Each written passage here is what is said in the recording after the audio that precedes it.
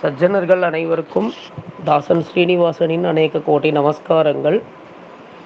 இன்றைக்கு மோட்ச தரிசனத்தோட 112வது சத்சங்கத்தில் இருக்கோம். இதற்கு எல்லாரையும் வரவேற்பதில் மகிழ்ச்சி அடைகிறோம். ஸோ இந்த ஒரு வாரமும் சண்டே வரும் பொழுது எப்பேற்பட்ட வேலைகள் இருந்தாலும் எல்லாரோட லைஃப்புமே பிஸியாக தான் இருக்குது, அதில் சந்தேகம் இல்லை. இருந்தாலும் இந்த பிஸி லைஃப்லையும் இந்த மாதிரி சத்சங்கங்களுக்கெல்லாம் கொஞ்சம் நேரம் ஒதுக்கி பார்ட்டிசிபேட் பண்ணணும், நாமளும் கலந்துண்டு நம்மளால் இயன்றதை பண்ணணும், மற்றவா பேசுகிறதையும் கேட்கணும் அப்படிங்கிற ஒரு உத்தேசத்தோட ஒவ்வொரு ஞாயிற்றுக்கிழமையும் விடாமல் ஜாயின் பண்ணி நமக்கு சப்போர்ட் பண்ணிட்டு இருக்கிற எல்லா சஜ்ஜனர்களுக்கும் எங்களுடைய சிரம் தாழ்ந்த நமஸ்காரங்கள். ஸோ இந்த 112வது சத்சங்கத்தில் நாம் எப்போவுமே வழக்கமாக எல்லா சத்சங்கங்கள்லேயும் ஒரு பாடலோட ஆரம்பிக்கிறது வழக்கம், ஒரு கீர்த்தனையோட. அந்த விதத்தில் நாளைக்கு ஸ்ரீபாதராஜருடைய ஆராதனை. ஸ்ரீபாதராஜர் பற்றி பல பேருக்கு தெரிஞ்சிருக்கும். முலபாகலில் அவரோட பிருந்தாவனம் இருக்குது, மூல பிருந்தாவனம். ஸோ அவருடைய ஆராதனையை ஒட்டி அடியேனோட அப்பா தகப்பனார் ஸ்ரீபாதராஜர் பற்றி ஸ்ரீபாதராஜருடைய ஒரு கீர்த்தனை, அவர் ரச்சனை பண்ண ஒரு கீர்த்தனையை முதல்ல பாட்டு பாடி இன்னைக்கு செஷனை ஆரம்பித்து வைப்பார். அதை தொடர்ந்து every second Sunday Sri Vishnu Puranam நமக்காக திரு ஹரிகேஷ் அவர்கள் கொடுத்துட்டு வரார். அதில் இன்னைக்கு கொஞ்சம் அவர் சொன்ன மாதிரி கொஞ்சம் எமோஷனலான ஒரு சப்ஜெக்டாக இன்றைக்கி இருக்க போகிறது. ஏன்னா முதல்ல போன மாதத்தோட சுருக்கத்தை சொல்லிவிட்டு அதுக்கப்புறம் விஸ்வாமித்திரர் கொடுத்த சாபம், யாதவ குலம் எப்படி நாசமாச்சு, பகவான் ஸ்ரீ கிருஷ்ணர் எப்படி மீண்டும் வைகுண்டம் எழுந்தருளினார் அப்படிங்கிறத பற்றியெல்லாம் இன்றைக்கி அவர் நமக்காக சொல்ல போகிறார். ஸ்ரீ ஹரிகேஷ் சாரை பொறுத்த வரைக்கும் அவருக்கு ஒரு இன்ட்ரொடக்ஷன் தேவையில்லை, நம்ம எல்லாருக்குமே தெரியும். எவ்ரி செகண்ட் சண்டே அவர் கொடுத்துட்டு வர்றார். அவர்களுடைய family members, Sri Harikesh sir ஆகட்டும், ஸ்ரீ சதீஷ் சார் ஆகட்டும், ஸ்ரீமதி வைதேகி மேடம் ஆகட்டும், எல்லாரும் நம்ம சத்சங்கத்தின் மேல் அக்கறை கொண்டு எந்த அளவுக்கு இந்த சத்சங்கம் சிறப்பாக நடப்பதற்கு அவர்கள் உதவுகிறார்கள் அப்படிங்கிறது எல்லாருக்குமே நல்லா தெரிஞ்சிருக்கு. விஷ்ணு புராணம் சாத்வீக புராணங்களில் ரொம்ப முக்கியமான புராணம், சிரேஷ்டமான புராணம். அதை நமக்காக பல எபிசோட்ஸாக அவர் கொடுத்துட்டு வரார். இன்றைக்கும் ஸ்ரீ கிருஷ்ண பரமாத்மாவோட கதை, அவருடைய சரித்திரத்தை தான் நாம் பார்க்க போகிறோம். அதை தொடர்ந்து நம்ம சத்சங்கங்களில் அடுத்த ஜெனரேஷன் குழந்தைகள், அவர்கள் தான் நம்மோட எதிர்காலம். அதனால் அவர்களையும் ஊக்குவிக்க வேண்டும். இப்போதுலேருந்தே அவர்களுக்கு பேசுவதற்கு அவர்களுக்கு ஆப்பர்ச்சுனிட்டி கொடுக்கணும். பாடுவதற்கோ ஏதோ ஒரு வகையில் ஹரி கைங்கரியம் செய்வதற்கு அவர்களுக்கும் ஆப்பர்ச்சுனிட்டி கொடுக்கணும் பப்ளிக் ஃபோரம்ஸ்லன்னு சொல்லிட்டு நாம் ஒரு சில்ட்ரன் செக்ஷனும் ஒவ்வொரு சத்சங்கத்திலையும் வச்சு நடத்திட்டு வரோம். அந்த விதத்தில் ஸ்ரீமதி அர்ச்சனா மாமியினுடைய குமாரன் குழந்தை சிஆர் சைத்தன்யா அப்படின்னு சொல்லிட்டு இவரும் நம்ம சத்சங்கத்தில் இதற்கு முன்னாடியே 2-3 தடவை ஷார்ட் பிரவச்சனங்கள் கொடுத்துருக்காரு சைத்தன்யா. ஸோ அவருக்கும் பெரிதாக ஒரு அறிமுகம் தேவையில்லைன்னு நினைக்கிறேன். அவர் if I am correct, is going to 4th standard now. சின்ன குழந்தை தான், இருந்தாலும் அவர் திருப்புகழ்லேருந்து சுந்தர காண்டம் பற்றி சொல்ல போகிறார். எங்கள் அப்பா அடிக்கடி சொல்லுவார், திருப்புகழ்னா அது முருகன் பற்றி பாடினது அப்படின்னு நாமெல்லாம் நினச்சிட்டு இருக்கோம். முருகனை பற்றி பாடியிருந்தாலும் கூட அது முழுக்க முழுக்க அப்படியே முருகனை பற்றி மட்டும் அருணகிரிநாதர் அதில் பாடலை. பல இடங்களில் விஷ்ணுவினுடைய பெருமைகள் மகத்துவங்கள் எல்லாம் எடுத்து சொல்லி அதுக்கப்புறம் அப்பேற்பட்ட விஷ்ணுவோட மருகோனே அப்படிங்கிற மாதிரி முருகனை புகழ்ந்து சொல்லியிருப்பார் அப்படின்னு அடிக்கடி சொல்லுவார். அருணகிரி ராமாயணம்னு ஒரு ராமாயணமே இருக்குது. அதில் வால்மீகி ராமாயணத்தில் இல்லாத ஒரு சில விஷயங்கள், செவி வழிக்கதைகள், செய்திகள்லாம் கூட நாம் கேட்க முடியுது. அந்த விதத்தில் அந்த திருப்புகழ்லேருந்து சுந்தர காண்டத்தை பற்றி குழந்தை பேச போகிறார். ஸோ இந்த 3 செஷனையும் கடைசி வரைக்கும் எல்லாரும் இருந்து என்ஜாய் பண்ணி ஏதாவது கேள்விகள் இருந்தால் கேட்டு தெளிவு பெற வேண்டும் என்று வேண்டி கேட்டுக்கொள்கிறேன். With that, I hand over the mic to my father, Sri Pranesh.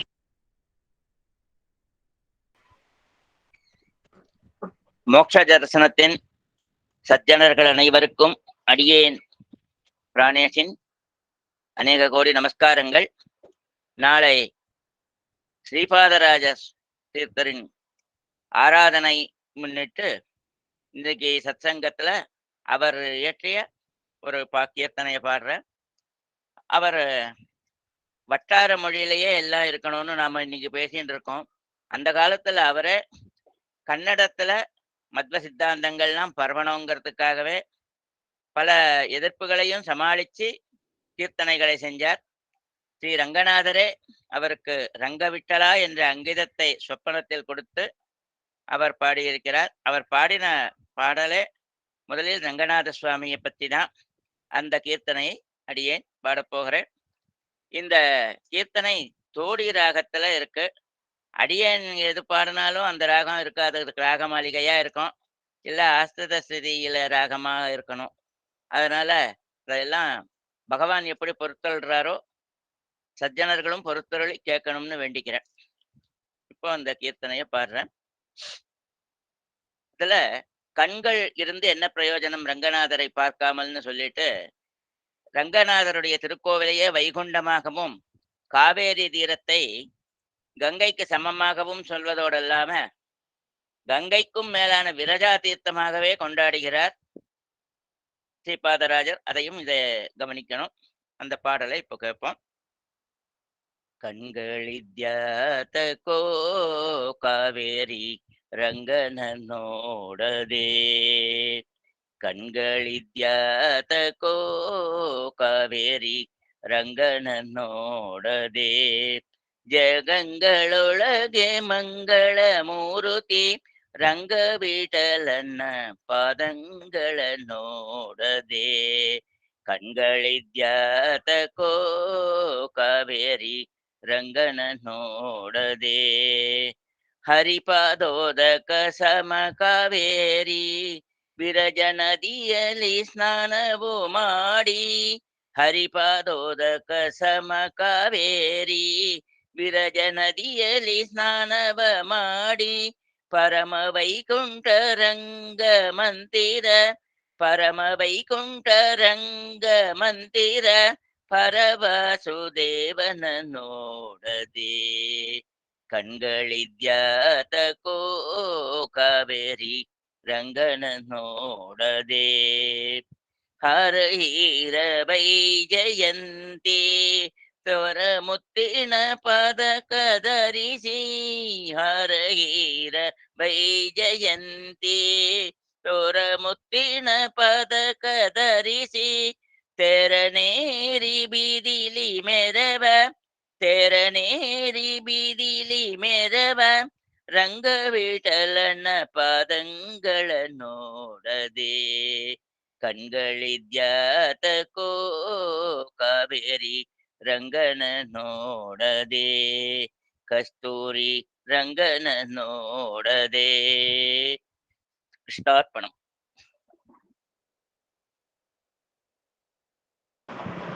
ஸ்ரீபாதராஜருடைய ஆராதனை மகோத்சவம் நாளைக்கு. அதை ஒட்டி ஸ்ரீபாதராஜரே இயற்றின ஒரு நல்ல கீர்த்தனை கேட்டோம். அதைத் தொடர்ந்து இந்த வாரத்திற்கான பிரவச்சனமான விஷ்ணு புராணத்திற்குள் செல்லப் போகிறோம். Sri Harikesh sir, please take over.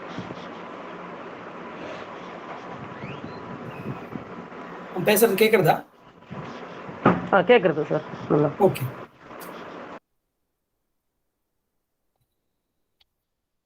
Kannan கடலினை நன்னும் மனமுடையீர் என்னும் திருநாமம் திண்ணம் நாரணமே, நாரணமெம்மான் பாரணங் காளன் வாரணம் தொலைத்த காரணங் தானே. ஸ்ரீகிருஷ்ண பரபிரம்மனே நமஹ.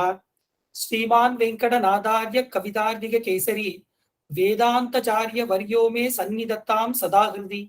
வேதாந்த தேசிகன் திருவடிகளே சரணம். யோனித்யம் அச்சுத பதாம்புஜ யுக்மருக்ம व्यामोहदस्ततितराणि तृणाय मेने, अस्मद्गुरोर् भगवतोस्य दयैक सिन्धो रामानुजस्य चरणौ शरणं प्रपद्ये. श्री रामानुज दासोऽस्मि. माता पिता युवतयस्तनया विभूतिः सर्वं यदेव नियमेन मदन्वयानाम् आद्यस्य न कुलपतेर्वकुलाभिरामं श्रीमत्तदङ्गयुगलं प्रणमामि मूर्धना. நம்மாழ்வார் திருவடிகளே சரணம். வேதாந்த தேசிக யதீந்திர கடாட்சலப்த त्रय्यन्तसारम नवत्य गुणं पुदार्क्यं नारायणात्य यदीतूर्य कृपाभीक्षितं श्रीरङ्गनाथ यदीशेखरमाश्रयामः ஸ்ரீமதே ஸ்ரீவன்சரகோப ஸ்ரீரங்கநாத யதீந்திர மகாதேசிகாய நமக. ஆழ்வார் ஆச்சாரியார்கள் திருவடிகளே சரணம். அனைவருக்கும் நமஸ்காரம். பிரதி மாதமும் 2வது ஞாயிற்றுக்கிழமைகள்ல விஷ்ணு புராணங்கள்ல சில அத்தியாயங்களை நாம பார்த்துட்டு வந்துட்டு இருக்கோம். பல இன்னல்கள் தடைகளை தாண்டி இன்றைக்கு சத்சங்கத்துல 112வது பகுதியில இருக்கோம். நாம பெருமாளோட அனுகிரகத்தாலும் ஆஸ்திக கோஷ்டிகளான உங்களது ஊக்குவிப்பாலும் இந்த சத்சங்கம் இதுவரையில் சிறப்பாக நடந்து கொண்டிருக்கின்றது. அதற்காக உங்கள் அனைவருக்கும் நன்றியை தெரிவித்துக் கொண்டு இன்றைக்கு சத்சங்கத்துக்குள்ள போகலாம். ஒரு சத்சங்கத்துல சத்து விஷயங்களை சொல்றதுக்கே இவ்வளவு தடைகளா அப்படின்னு தோணும். சிலரோட இல்லங்கள்ல முதல்ல நடந்து, அதற்கு பிறகு கோயில்ல நடந்து, அதற்கு பிறகு இந்த நோயின் காரணமாக எல்லாரையும் ஆன்லைன்லயே சேர்ந்து நேரடியாகவே நேரலையில அனைவரும் தொடர்பு கொண்டு இந்த சத்சங்கத்தை விடாம நடத்திட்டு வந்துட்டு இருக்கோம். இதற்கு முக்கிய காரணமாக ஆஸ்திக நண்பர்களான உங்கள் ஊக்குவிப்பும் பங்களிப்பும் தான் ரொம்ப மிகவும் முக்கியம். அந்த வகையில் இந்த 112வது சத்சங்கம் இப்படி நடந்து கொண்டிருக்கின்றது அப்படின்னு நினைக்கும் போதே ரொம்ப சந்தோஷமா இருக்கு. இப்படி சத் விஷயங்களுக்கே இப்படி கஷ்டம் அப்படின்னா, அப்போ அன்றாட வாழ்க்கையில நாம எவ்வளவு இன்னல்கள், துன்பங்கள், தடைகள் இதெல்லாம் சந்திக்க வேண்டியிருக்கும் அப்படின்னு நம்ம நினைச்சு பார்க்கணும். ஏமாற்றங்கள் இருக்கும், எதிர்பார்ப்புகள் இருக்கும். இப்படி அனைத்தையும் எதிர்பார்த்து ஒரு வாழ்க்கை, ஒரு நாளானது நாம கடத்து போறோம். இப்படி இதெல்லாம் தவிர்த்து தகர்த்து நாம வெளியில வர முடியுமா அப்படின்னு நாம பார்த்தோம்னா கொஞ்சம் கஷ்டமா தான் இருக்கும். இது நம்மளோட கையில இருக்கா அப்படின்ற கூட தோணும். இதெல்லாம் வேண்டாம் சுவாமி, எனக்கு பிறவியே வேண்டாம், அதற்கு என்ன பண்ணலாம் அப்படின்னு கூட சில சமயம் தோணும். இது நமக்கு மட்டும் இல்ல, ஆனானப்பட்ட அந்த ஆழ்வார்களுக்கு கூட இந்த விஷயம் தோணி இருக்கு. திருமாலையில தொண்டரடிப்புடி ஆழ்வார் எழுதும் பொழுது, வேத நூற்பிராயம் 100 மனிதர்தாம் புகுவரேலும் பாவியும் உறங்கி போகும் நின்றைய 15 ஆண்டு பேதை பாலகன் அதாகும் பிணி பசி மூப்பு துன்பம் ஆதலால் பிறவி வேண்டேன் அரங்கமா நகருளானேன்னு எழுதுறார். ஒரு பிறவின்னு வந்துருச்சுன்னா இவ்வளவு கஷ்டங்களை அனுபவிச்சுட்டு தான் போகணும், இதுல இருந்து யாரும் தப்ப முடியாது, அதனால எனக்கு பிறவியை கொடுக்காத அரங்கநாதனே அப்படின்னு சொல்லி ஆனானப்பட்ட அந்த ஆழ்வாரே கலங்கி நின்று அந்த பாசுரத்தை எழுதியிருப்பார். அப்படிப்பட்ட ஆழ்வார்களுக்கே அந்த கதினா நம்மளை போல இருக்கிறவங்க எல்லாம் என்ன பண்றது? ஏன்னா நம்ம உலக விஷயத்திலேயே ஈடுபாடு அதிகமா வச்சிருக்கோம். இந்த பௌதிக சுகத்திலேயே ஈடுபாடு அதிகமா இருக்கிறதுனால இதுல இருந்து விடுபடவும் முடியாம ரொம்ப கஷ்டப்பட்டுட்டு இருக்கோம். இப்படி இன்னல் பட்டு அவதிப்படும் மக்களை வெளியில எடுத்துட்டு வரணும். அவர்கள் பயன்பெறும் பொருட்டாக நாம இந்த புராணங்களின் புராண ரத்னம் என்று அழைக்கப்படக்கூடிய அந்த விஷ்ணு புராணத்தை அனைவருக்கும் சேவிக்க வேண்டும் அப்படின்ற ஒரு நியமனத்துல இந்த விஷ்ணு புராணத்துல ஒரு சில அத்தியாயங்களை மாதம் ஒரு முறை நாம பார்த்துட்டு வந்துட்டு இருக்கோம். அப்படிப்பட்ட அந்த விஷ்ணு புராணத்துல என்ன ஒரு பெரிய ஏற்றம் இருக்க போறது அப்படின்னு நம்ம பார்த்தோம்னா, சாஸ்திரங்கள் என்ன சொல்றதுன்னா, இந்த விஷ்ணு புராணத்தை படிப்பதாலோ அல்லது சொல்வதாலோ அல்லது கேட்பதாலோ ஒருவனுக்கு மறுபிறவியானது இருக்காது அப்படின்னு சொல்லி சாஸ்திரம் சொல்லியிருக்கு. வாதத்திற்காகவோ அல்லது குதர்க்கமாகவோ பேசணும் அப்படின்னா கூட, ஒரு புராணத்தை கேட்கறதுனாலயோ படிக்கிறதுனாலயோ நமக்கு மோட்சம் கிடைச்சிருமா? சரி, நான் படிக்கிறேன், இல்ல நான் கேட்கிறேன், கேட்டுட்டு நான் துஷ்ட காரியங்கள் செய்யறேன், அப்படி செஞ்சாலும் எனக்கு மோட்சம் கிடைக்குமா அப்படின்ற ஒரு வாதத்தை முன்வைக்கலாம். இது வாதமாகவும் வைக்கலாம் அல்லது குதர்க்கமாகவும் யோசிக்கலாம். அப்படி யோசிச்சனாலும் இதற்கு பின்னால் சொல்லப்பட்ட காரணம் என்ன அப்படின்றத நாம புரிஞ்சுக்கணும். இந்த விஷ்ணு புராணத்தை முழுமையாக ஈடுபாட்டோடு முடிக்கும் பொழுது, அதாவது படிச்சு முடிக்கிறதாகட்டும், கேட்டு முடிக்கிறதாகட்டும், எந்த ஒரு விஷயத்தையும் இந்த ஈடுபாட்டோட செய்து முடிக்கும் பொழுது நமது மனசானது மேம்படும் அப்படின்றதுல எந்தவித சந்தேகமும் இருக்காது. அப்படி மனசானது மேம்படும் போது என்ன ஆகும்னா, அந்த பரமாத்மாவை பற்றிய அறியக்கூடிய ஒரு ஆவல் உண்டாகும். ஏன்னா பரமாத்மாவை பத்தி இவ்வளவு சொல்லியிருக்கேன், யார் அந்த பரமாத்மா, அவ்வளவு பராக்கிரமங்கள் நிறைந்த படைத்தவரா அவரை பத்தி நாம தெரிஞ்சுக்கணும் அப்படின்ற ஒரு சின்ன எண்ணமானது மேல வரும். ஆழ்வார் சொல்லியிருக்கிறது போல, மால்பால் மனம் சுழிக்க மங்கையர் தோள் கைவிட்டு, அவன் மேல மனசு ஈடுபட இந்த உலக விஷயங்கள்ல கொஞ்சம் கொஞ்சமா பற்றானது விலகி நம்மள போக ஆரம்பிக்கும். அப்படி போகும் பொழுது அவனது பராக்கிரமங்கள் ஆவலை அறியக்கூடிய ஒரு இன்னல், ஒரு தேடுதல் உருவாகும். அப்படி தேடுதல் அதிகரிக்கும் பொழுது என்ன ஆகும்? அவனை வந்து எப்படி அடையணும் அப்படின்ற அந்த எண்ணங்களும் வந்து அடுத்து தோன்ற ஆரம்பிக்கும். இப்பேற்பட்ட பராக்கிரமங்கள் நிறையவனை வந்து நான் நித்தியம் நான் பார்க்கணும், அவனை பார்த்துட்டே இருக்கணும், அவனுக்கு கைங்கரியம் பண்ணணும் அப்படின்னா நான் என்ன பண்றது அப்படின்ற ஒரு எண்ணம் மேலோங்கும். அப்படி வரும் பொழுது என்ன தோணும்னா, இந்த வைஷ்ணவ சம்பிரதாயத்துல 2 விஷயங்கள் சொல்லுவான். அதாவது பஞ்ச சம்ஸ்காரம்னு ஒண்ணு சொல்லியிருப்பான். பெருமாளை அடைவதற்காக ஒரு ஆச்சாரியனை அணுகி அவன் மூலமாக சரணாகதியை அனுஷ்டிக்கணும் அப்படி. அந்த சரணாகதியை அனுஷ்டிக்கும் பொழுது அந்த பஞ்ச சம்ஸ்காரங்கள் அப்படின்ற அந்த 5 விஷயங்களை சொல்லுவா. அதுல முதல் 2 விஷயங்கள் என்ன அப்படின்னு நாம பார்த்தோம்னா, அனுகூல சங்கல்பம், பதிகூல்ய வர்ஜனம் அப்படின்னு சொல்லுவாங்க. என்ன அர்த்தம்னா, இது சமஸ்கிருதத்துல இருக்கு. அனுகூல சங்கல்பம். அனுகூல சங்கல்பம்னா என்ன? அவனுக்கு பிடித்ததை செய்வது. இது நம்ம சொந்த உடனே என்ன தோணும்னா, அப்போ பிடிக்காதது செய்யக்கூடாதா, செய்யலாமா அப்படின்ற அடுத்த கேள்வி வரும். இப்படி எந்தவித கேள்விக்கும் சந்தேகத்துக்கும் இடமே கொடுக்காம தான் வந்து இந்த சாஸ்திரம், இந்த வேதங்கள் வந்து சொல்லும். அடுத்த வார்த்தை பிரதிகூல்ய வர்ஜனம் அப்படின்னு சொல்லிடும். என்னதுன்னா, அவனுக்கு பிடிக்காததை செய்யாமல் இருப்பது. அதாவது இந்த பரமாத்மாவுக்கு என்ன பிடிக்குமோ அதை செய்யணும், அந்த பரமாத்மாவுக்கு எது பிடிக்காதோ அதை செய்யக்கூடாது அப்படின்னு சொல்லி தெளிவா எடுத்து சொல்லியிருக்கோம். அது பஞ்சசம்ஸ்காரத்துல முதல் 2 வாக்கியங்கள். இது நாம பார்த்தோம்னா, அவனுக்கு பிடிக்கிறது அப்படி நாம செய்யறோம் அப்படின்னா, யாரோ ஒருத்தர் பசியோட இருக்கா, அவருக்கு சாப்பாடு போடணும் அப்படின்னு சொல்லியிருக்கு. அப்படி சாப்பாடு போட்டா அந்த பகவானும் பிரீத்தி அடைவான் அப்படின்னும் போது அவருக்கு சாப்பாடு கொடுக்குறோம். சாப்பிட்டு முடிச்சவர்கள் அவர்களுக்கு வந்து ஒரு திருப்தி இருக்கும், அவர்கள் வந்து மனசார வாழ்த்துவாங்க. அதை பார்க்கும்போது நமக்கும் ஒரு சந்தோஷம் வரும். இப்படி நாம மேல மேல செய்யணும் அப்படின்ற ஒரு எண்ணம் வரும். இப்படி செய்ய செய்ய என்ன ஆகும்னா, அந்த பரமாத்மாவன் மகிழ்ச்சி அடைவான். இப்படி ஒவ்வொன்றும் அவனுக்கு பிடிச்சதை செஞ்சு பிடிக்காததை செய்யாம இருக்கும் பொழுது அவனது சங்கல்பத்தால் அவனது திருப்தி அடைந்து மகிழ்ச்சியால நமக்கு மோட்சம் கொடுப்பான் அப்படின்றதுதான் இதற்கு பின்னால இருக்கிற சாராம்சம். அதனால விஷ்ணு புராணத்தை படிப்பதனாலோ கேட்பதனாலோ சொல்வதனாலோ மோட்சம் கிடைக்கும். அப்படி மோட்சம் கிடைச்சா என்ன ஆகும்? சம்சார சாகரத்திலிருந்து நமக்கு விடுபட இது ஒரு ஏதுவாக இருக்கும் அப்படின்ற ஒரு விஷயம். அந்த ஒரு காரணத்தினால்தான் இதுவரையில் நாம விஷ்ணு புராணத்தை வந்து குறைந்தபட்சம் ஒரு 4-5 வருடங்களாக வந்து நாம வந்து சேவிச்சுட்டு வந்துட்டு இருக்கோம். அதில் 4 அம்சங்கள் முடிந்து 5வது அம்சத்துல 36 அத்தியாயம் வரையில் நாம பார்த்திருக்கோம். இன்றைக்கு 37வது அத்தியாயம். இதோடு 5வது அம்சமானது நிறைவு பெறுகிறது. இந்த 37வது அத்தியாயத்துல என்ன சொல்லி இருக்கு அப்படின்றத பார்க்கறதுக்கு முன்னால போன மாசம் என்ன பார்த்தோம் அப்படின்றத கொஞ்சம் சுருக்கமா பார்த்துவோம். ஒருவேளை போன மாசம் யாராவது சேர முடியாம இருந்து, இல்ல ஒருவேளை அவர்களுக்கு இந்த யூடியூப் லிங்க்ல கேட்க முடியாம இருந்திருந்தா, அந்த தொடர்ச்சிக்காக சுருக்கமா போன மாசம் பார்த்ததை பார்த்துட்டு மேற்கொண்டு இன்றைய சரித்திரம் என்ன அப்படின்றதை நாம பார்ப்போம். போன மாசம் என்ன பார்த்தோம்? பானாசுரன் அவனை வந்து தோற்கடித்து அவனது மகளான உஷைக்கும் கிருஷ்ணரோட பேரனான அனிருத்தனுக்கும் திருமணம் நடத்தி வைத்தார்கள் அப்படின்றத நாம பார்த்தோம். அதாவது உஷைய விருப்பப்பட்டு அனிருத்தனை வந்து தூக்கிட்டு போய் வச்சிருக்காங்க. அனிருத்தனும் உஷையும் இருக்கும் பொழுது இந்த விஷயம் கேள்விப்பட்டு பானாசுரன் அனிருத்தனை சண்டை போட்டு சிறைப்பிடிச்சு வச்சிடறான். இந்த விஷயம் கேள்விப்பட்ட உடனே கிருஷ்ணர் யாதவர்களை படையோட கூட்டிட்டு வந்து இங்க வந்து போர் தொடுக்க வர பானாசுரன் எதிர்த்து நிற்க, பானாசுரனுக்கு உதவியாக சிவபெருமானும் முருகப்பெருமானும் இருந்து சண்டை போடுறாங்க. கடைசியில கிருஷ்ண பரமாத்மாவை எதிர்க்க முடியாமல் அனைத்து ஆயுதங்களையும் இழந்து தோற்று கடைசியில் பானாசுரனுடைய 998 கைகளை வந்து கிருஷ்ணர் வெட்டிடுறார். பாக்கி 2 கைகளை வெட்டி விட்டுறார்.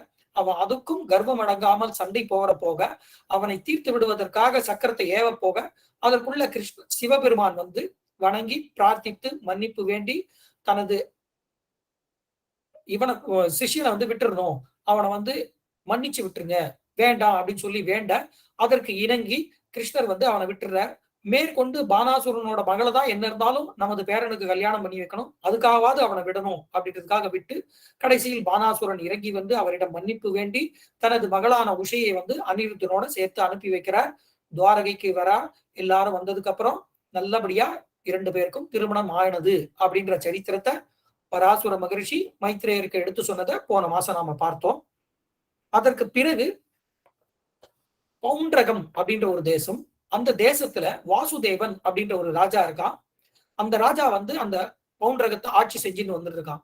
அவனுக்கு வந்து ஒரு பொய்யா பிரச்சாரம் பண்ணி தனக்கு புகழ் கிடைக்க வேண்டும் அப்படின்றதுக்காக உண்மையான வாசுதேவன் நான் தான், அதாவது கிருஷ்ணர் செய்த அனைத்து லீலைகள் பராக்கிரமங்கள் அனைத்தையும் தான் செய்ததாக ஒரு பொய்யா பிரச்சாரம் பண்ணிட்டு இருக்கான்.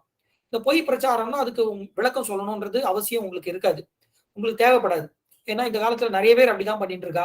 தான் செய்யாததை தான் செய்ததாகவும் தன்னால செய்ய முடியாததெல்லாம் செய்ய முடியும் சொல்லி பொய்யா பிரச்சாரம் பண்ணி நிறைய பேர் இருக்கா, வாக்குறுதி எல்லாம் கொடுத்துட்டு இருக்கா. அதனால உங்களுக்கு விளக்கம் தேவைப்படாது. இப்படி பொய்யா பிரச்சாரம் பண்ணிட்டு இருக்கான். அவனோடு நெருங்கிய நண்பர்கள் அவனுடைய ஆதாயத்தை எதிர்பார்த்து அவனுக்காக பொய்யா புகழாரம்லாம் சொல்றார். நீ ஒருத்தன் தான் இந்த உலகத்தை ரட்சிக்கத்திற்காக வந்திருக்க, உண்மையான வாசுதேவன் நீதான். இந்த பஞ்ச ஆயுதங்களையும் தரித்து கொண்டு நீ வலம் வரும்போது அந்த பரமாத்மாவை பார்த்த திருப்தி இருக்குன்னு சொல்லி என்னென்னமோ சொல்றா. இவனுக்கும் தலகணமானது ஏறி அந்த கர்ப்பம் தலைக்கு ஏறி தூதுவனை கூப்பிட்டு நீ நேர போ துவாரகைக்கு, கிருஷ்ணர்கிட்ட சொல்லி அந்த பஞ்ச ஆயுதங்களையும் என்கிட்ட சமர்ப்பிச்சு இனிமேல் பயம் இல்லாம இருக்க சொல்லு போ அப்படின்னு சொல்லி அனுப்புறான் தூதுவனை. தூதுவனும் துவாரகைக்கு வரான். கிருஷ்ணரை பார்த்து சொன்னது அனைத்தையும் சொல்ல போக கிருஷ்ணர் சிரிக்கிறார். அவனை என்னன்னு சொல்றதுன்னு இல்ல, உங்களை அந்த பஞ்சாயுதங்களை அவர்கிட்ட சமர்ப்பிக்க சொன்னார்னு சொல்ல போக கிருஷ்ணர் வேறு ஒரு அர்த்தம் படும்படியான ஒரு வார்த்தையை சொல்லி அனுப்புறாரு. சரி, நாளைக்கு நான் வரேன், அவர் கேட்டது போலவே சக்கரத்தை அவர்கிட்ட விட்டுறேன் அப்படின்னு சொல்லிட்டு அந்த தூதுவனை அனுப்பி விடுறாரு. தூதுவனை கேட்டுட்டு நேரம் வாசுதேவன் கிட்ட சொல்றாரு. அந்த வாசுதேவனும் சந்தோஷமாகி ஒருவேளை கிருஷ்ணர் நாம சொன்னதுல பயந்துட்டார், நமது பராக்கிரமத்தை தெரிஞ்சு பயந்துட்டார், அதனாலதான் கொண்டு விட்டுறேன்னு சொல்லிட்டார் அப்படின்னு அவர் நினைச்சுட்டு இருக்கார். அடுத்த நாள் கிருஷ்ணர் வர வந்த உடனே நேற்று நான் சொன்னது போலவே இந்த சக்கரத்தை உன்னிடம் விடுகிறேன் அப்படின்னு சொல்லி கையில இருக்கிற சக்கரத்தை விடுற. அந்த சக்கரம் நேர போறது பவுண்டரக வாசுதேவனோட கழுத்தை அறுத்து அந்த இடத்திலேயே வாசுதேவன் மாண்டு போனான் அப்படின்ற அந்த சரித்திரத்தை பார்த்தோம். இந்த வாசுதேவன் மாண்டு போன உடனே விஷயத்தை கேள்விப்பட்டு அவனது நண்பனான பக்கத்து தேசத்து காசிராஜன் அவன் நேர சண்டை போடுறதுக்காக வரான். அவனையும் க்ஷணப்பொழுதிலேயே அவனது கழுத்தையும் அறுத்து அந்த சக்கரமானது அந்த கழுத்தை எடுத்துன்னு போய் காசி தேசத்துல பிரதான ஒரு இடத்துல கொண்டு போய் விட்டு அவனை எரிஞ்சிட்டு வர்றது. அந்த கழுத்து விழுந்த உடனே எல்லாரும் பாக்குறா, அந்த தலையை பார்த்து பிரமிச்சு போறா, ஆச்சரியப்படுறா, பேரதிர்ச்சிக்கு உள்ளாரா. நம்மளுடைய ராஜாவை யார் இப்படி தலையை கொய்து இந்த இடத்துல கொண்டு போட்டதுன்னு தெரியலையே அப்படின்னு சொல்லி எல்லாரும் அதிர்ச்சியா பார்த்துட்டு இருக்கா. அவனது பிள்ளைகள்லாம் பார்க்கிறா, நிச்சயமா இது அந்த கிருஷ்ணனோட வேலையா தான் இருக்கும், விட்டே நான் பாருன்னு கிளம்புறா. அதுக்குள்ள மத்த மந்திரிகள்லாம் அவனை தடுத்து நிறுத்தி, வேண்டாம், அவனுடைய சக்தி உனக்கு தெரியாது, அவர்கிட்ட சண்டை போட முடியாது, வேண்டாம் நீ விட்டுரு அப்படின்னு சொல்லி நிற்க போக, சரி இதற்கு என்னதான் உபாயம் அப்படின்னா, நாம ஒரு யாகம் வளர்த்து அதில் ஒரு கிருத்தியை, அதாவது ஒரு பேய் பூதம் பிசாசு அப்படின்னு சொல்லலாம், அதை உருவாக்கி அதை ஏவி விடுவோம் கிருஷ்ணர் மேல, அது போய் கிருஷ்ணரை முடிச்சிரும், பழியும் நம்ம மேல வராது அப்படின்னு சொல்ல போக, சரி இந்த உபாயம் நல்லா இருக்கேன்னு சொல்லி ஒரு யாகத்துக்கு ஏற்பாடு பண்றா. இதற்குள்ள கிருஷ்ணர் துவாரகைக்கு திரும்பி போய் அவருடைய அன்றாட வாழ்க்கையை நடத்திட்டே இருக்க. இது நடந்துட்டு இருக்கும்பொழுது இந்த யாகத்திலேருந்து ஒரு பெரிய கிருத்தியை உருவாகிறது. அக்னி ஜாலைகளோட அந்த வெப்பம் தாங்க முடியாம எல்லாரும் ஓடி போறா. எல்லாரும் துண்டை காணும், துணியை காணும், என்ன இவ்வளவு உஷ்ணமா இருக்கே, இது பக்கத்துல நிக்க கூட முடியலையே அப்படின்னு சொல்லி அந்த கிருத்தியை எல்லாத்தையும் சொல்லி ஏவி விடுறா, அந்த கிருஷ்ணரை முடிச்சுட்டு வா அப்படின்னு. இந்த கிருஷ்ணரை தேடிண்டு அதுவும் துவாரகைக்கு வர்றது, துவாரகா பட்டணத்துக்குள்ள வர்றது. அந்த உஷ்ணம் தாங்காம மக்கள் எல்லாம் கதறின்னு ஓடுறா, எல்லா இடமும் அலறி அடிச்சுட்டு என்ன பண்றதுனே தெரியலையே, இப்பேற்பட்ட உஷ்ணமா இருக்கே, இது கிட்ட வந்தாலே நம்ம பஸ்மம் ஆயிடுவோம் போல இருக்கே அப்படின்னு. அது கிருஷ்ணரை தேடிட்டு வர்றது, அரண்மனைக்கும் உள்ள வந்துடுறது. அப்போ கிருஷ்ணர் என்ன பண்றார், சொக்கட்டான் விளையாடிட்டு இருக்கார். விளையாடிட்டு இருக்கும்போது இந்த கிருத்தையை அவரை கொன்னுடணும் அப்படின்றதுக்காக வர்றது. அவர் என்ன தொந்தரவு பண்ணுது, போ போ அப்படின்னு விரட்டி விட்டுட்டு அவர் பாட்டு ஆடிட்டு இருக்கார். ஒரு க்ஷணத்துல கோபம் கையில இருக்கிற சக்கராயுதத்தை அந்த கிருத்தி மேல ஏவி விட, சக்கராயுதம் அந்த கிருத்தியை விட பல மடங்கு உஷ்ணத்தோட அக்னி ஜுவாலையை கக்கிண்டு அந்த கிருத்தியை துரத்திட்டு வருது. இப்போ கிருத்தியைக்கு ஒரு சின்ன பயம் வந்துருது, ஒருவேளை சக்கரம் நம்மளை கொன்னுடுவோம் அப்படின்னு சொல்லி அந்த கிருத்தியை தப்பிச்சா போதுன்னு ஓடுறது. சக்கரம் விடாம பின்னாலே துரத்தின்னு வருது. எங்க ஓடி அங்க ஓடி கடைசியில காசி கிட்டேயே காசிராஜன் யார் ஏவி விட்டார்களோ அவர்களுக்கு புத்திரர்கள் அவர்கிட்டயே வரணும்னு ஓடி வர்றது அபயத்துக்காக. வரும் வழி எல்லாம் அந்த உஷ்ணத்தினால காசி மொத்தம் தகனமாகி எரிஞ்சு போறது. மக்கள் எல்லாம் இன்னல்களுக்கு உள்ளாகி, கொடியவர்கள் தீயவர்கள் யார் யார் இருந்தார்களோ அனைவரும் அந்த உஷ்ணத்திற்கு பலியாகி எல்லாரும் ஆண்டு போறா. கடைசியில அந்த கிருத்தியையும் அழித்து விட்டு அந்த சக்கரமானது திருப்பி கிருஷ்ணர்கிட்ட வந்தது அப்படின்ற அந்த சரித்திரத்தையும் நாம பார்த்தோம். மேற்கொண்டு பலராமரோட பராக்கிரமங்கள் என்ன அப்படின்றத சொல்ற. ஒரு சமயம் என்ன ஆயிடுது, துரியோதனனோட இளைய மகளான லக்ஷ்மணாவுக்கு சுயம்வரம் நடத்துறாங்க. அந்த சுயம்பரத்துக்கு எல்லா இளவரசர்களையும் அழைப்பு விடுத்து எல்லாரும் வந்திருக்கா. ஆனா யாதவர்களுக்கு அந்த அழைப்பு போகவே இல்லை. ஏன்னா துரியோதனனுக்கு என்னன்னா, நாம கௌரவர்கள் உயர்ந்த நிலையில இருக்கோம், யாதவர்கள் ஆட்சி செய்வதற்கே தகுதி இல்லாதவர்கள். ஏதோ இன்னைக்கு துவாரகையில ஒரு நிர்மாணம் பண்ணி வச்சுட்டு உட்கார்ந்து இருக்கார் கிருஷ்ணர். அவர்லாம் எனக்கு ஈடாக முடியுமா, சமனாக முடியுமா, அவர்லாம் ஒரு தூசுக்கு சமம் அப்படிங்கிற மாதிரி ஒரு எண்ணம் அவருக்கு. அதனால இளவரசருக்கு வந்து அழைப்பு போகல. ஆனா கிருஷ்ணருக்கும் ஜாம்பவதிக்கும் பிறந்த ஒரு குழந்தை, அதுதான் சாம்பன். அந்த சாம்பனுக்கு இந்த விஷயம் கேள்விப்பட்டு நம்மளை வந்து எப்படி கூப்பிடாம விட்டாங்க அப்படின்னு கேட்கிறான். லக்ஷ்மணாவை பத்தி கேட்கிறான். அவளுடைய இளைய மகள், அவள் பெயர் வந்து லக்ஷ்மணா. லக்ஷ்மணா எப்படிப்பட்டவள், அவள் அழகு என்ன, எல்லாத்தையும் கேட்க போக தனக்கு திருமணம் செய்து கொள்ள வேண்டும் அப்படின்ற ஒரு எண்ணம். சாம்பன் நேர அரண்மனைக்கு வரா. அங்க இருக்கிறவர்கள் எல்லாரையும் தோக்கடிச்சிட்டு அந்த லக்ஷ்மணாவை அபகரிச்சுட்டு ஊரை விட்டு கிளம்பி வரான். பார்த்த உடனே துரியோதனனுக்கு கோவம் வந்துருது. அவனுடைய படையை திரட்டி கொண்டு வரான். சாமன் எதிர்த்து இருந்து சண்டை போடுறான், முடியல. ஏன்னா இந்த பக்கம் துரோணர், பீஷ்மர் எல்லாம் இருக்கார். அவரெல்லாம் தோற்கடிக்க முடியாது. கடைசியில வந்து சாம்பன் தோற்று அவனை சிறையில தூக்கி வச்சிடறான். இந்த விஷயம் வந்து துவாரகைக்கு வந்துடுது. துவாரகையில தெரிஞ்ச உடனே என்ன பண்றார், கிருஷ்ணர் படையை கூப்பிட்டு சரி வா, அவனை வந்து சண்டை போட்டு சாம்பனை மீட்டின்னு வருவோம், போர் தொடுக்க வேண்டும்னு கிளம்புறார். கிளம்பும் போது பலராமன் தடுக்கிறார். கிருஷ்ணா, உனக்கு எப்ப பாரு சண்டையே தானா, உனக்கு சமாதானத்தை பத்தி நினைப்பே கிடையாதா, சமாதானமா போவோம் பேசி பார்ப்போம்லாம் யோசிக்கவே மாட்டியா, அவன்னா சட்டுன்னு உடனே வாழை எடுத்துன்னு கிளம்புறேன்னு கிளம்பிடுறியே அப்படின்னு சொல்ல போக, இல்ல நான் இப்ப சொல்றேன் கேளு, நான் போய் சொன்னா அவன் நிச்சயமா கேட்பான், அவன் என்னுடைய சிஷ்யன் துரியோதனன், அதனால நான் சாம்பனை மீட்டு வரேன், அவனை நல்லவா பக்குவமா பேசியே நான் கூட்டிட்டு வரேன், போர் எதுவும் வேண்டாம் அப்படின்னு சொல்லி கிளம்பி போறார். கிருஷ்ணர் எவ்வளவோ தடுத்து நிறுத்துறார், வேண்டாம் அவங்கள அவமரியாதை பண்ணுவான்னா கேட்கல. அவர் போறார். போய் அஸ்தினாபுரத்துக்கு போறார். ஆனா உள்ள போகாம வெளியிலே தங்கியிருந்து செய்தி அறிந்து துரியோதனன், பீஷ்மர் எல்லாரும் வர, அரசவை ஆளுகள் எல்லாம் வந்து அவருக்கு உரிய மரியாதையெல்லாம் செய்து என்ன விஷயம் கேட்க போக, அப்போ பலராமர் ஒரு வார்த்தை சொல்றாரு. எங்களது சக்கரவர்த்தியான உக்ரசேனர் சாம்பனை விடுவிக்க சொல்லி ஆணையிட்டார் அப்படின்னு ஒரு வார்த்தை. இதை கேட்டவனே வந்து துரியோதனன் கோவம் வந்துருது. உக்ரசேனர் சக்கரவர்த்தியா, நீங்களே சக்கரவர்த்தின்னு சொல்லிட்டா ஆகிடுமா அது, அவர்கள்லாம் வந்து யாதவ குலம் எல்லாம் வந்து ஆட்சி செய்யறதுக்கு தகுதியே இல்லாதவர்கள், நீங்களாம் எந்த விதத்துல நீங்க வந்து ராஜான்னு உங்களை சொல்லிக்கிறீங்க, நாங்க பரம்பரையா இருந்து வரோம், கௌரவர்கள், எங்களுக்கு இருக்கக்கூடிய அந்த அதிகாரம் என்ன, நீ வந்து எப்படி எங்களை வந்து ஆணையிடலாம், கௌரவர்கள் வந்து அந்த யாதவர்களுக்கு அடிபணிந்தவர்கள் அல்ல, அதனால உன்னுடைய கட்டளையை ஏற்றுக்கணும்ன்ற அவசியம் கிடையாது, போ. இப்ப கூட இங்க வந்து உங்களுக்கு மரியாதை கொடுத்தது பக்தினாலே அன்றி உங்களோட மேல இருக்கிற பயத்தினால கிடையாது, இதை நீங்க புரிஞ்சுக்கணும்னு சொல்லிட்டு அவமரியாதை பண்ணி போயிடுறான். இவருக்கு வந்து கோபம் வந்துடுறது பலராமருக்கு. என்ன இப்படி ஒரு அவமரியாதை பண்ணிட்டான், கிருஷ்ணர் சரியாதான் சொன்னான் தம்பி, இவங்க அவமரியாதை பண்ணுவான்னு சொல்லி இவங்களுக்கு வந்து பாடம் போகட்டும் அப்படின்னு கையில இருக்கிற கலப்பையால ஓங்கி அஸ்தினாபுரத்தை நோக்கி அடிச்சு கலப்பையை பிடிச்சு இழுக்கிறார். இழுத்த உடனே ஒரு பெரிய நிலநடுக்க மாதிரி ஆயிடுது. அங்க இருக்கிற அரண்மனை எல்லாம் ஆடி போகிறது.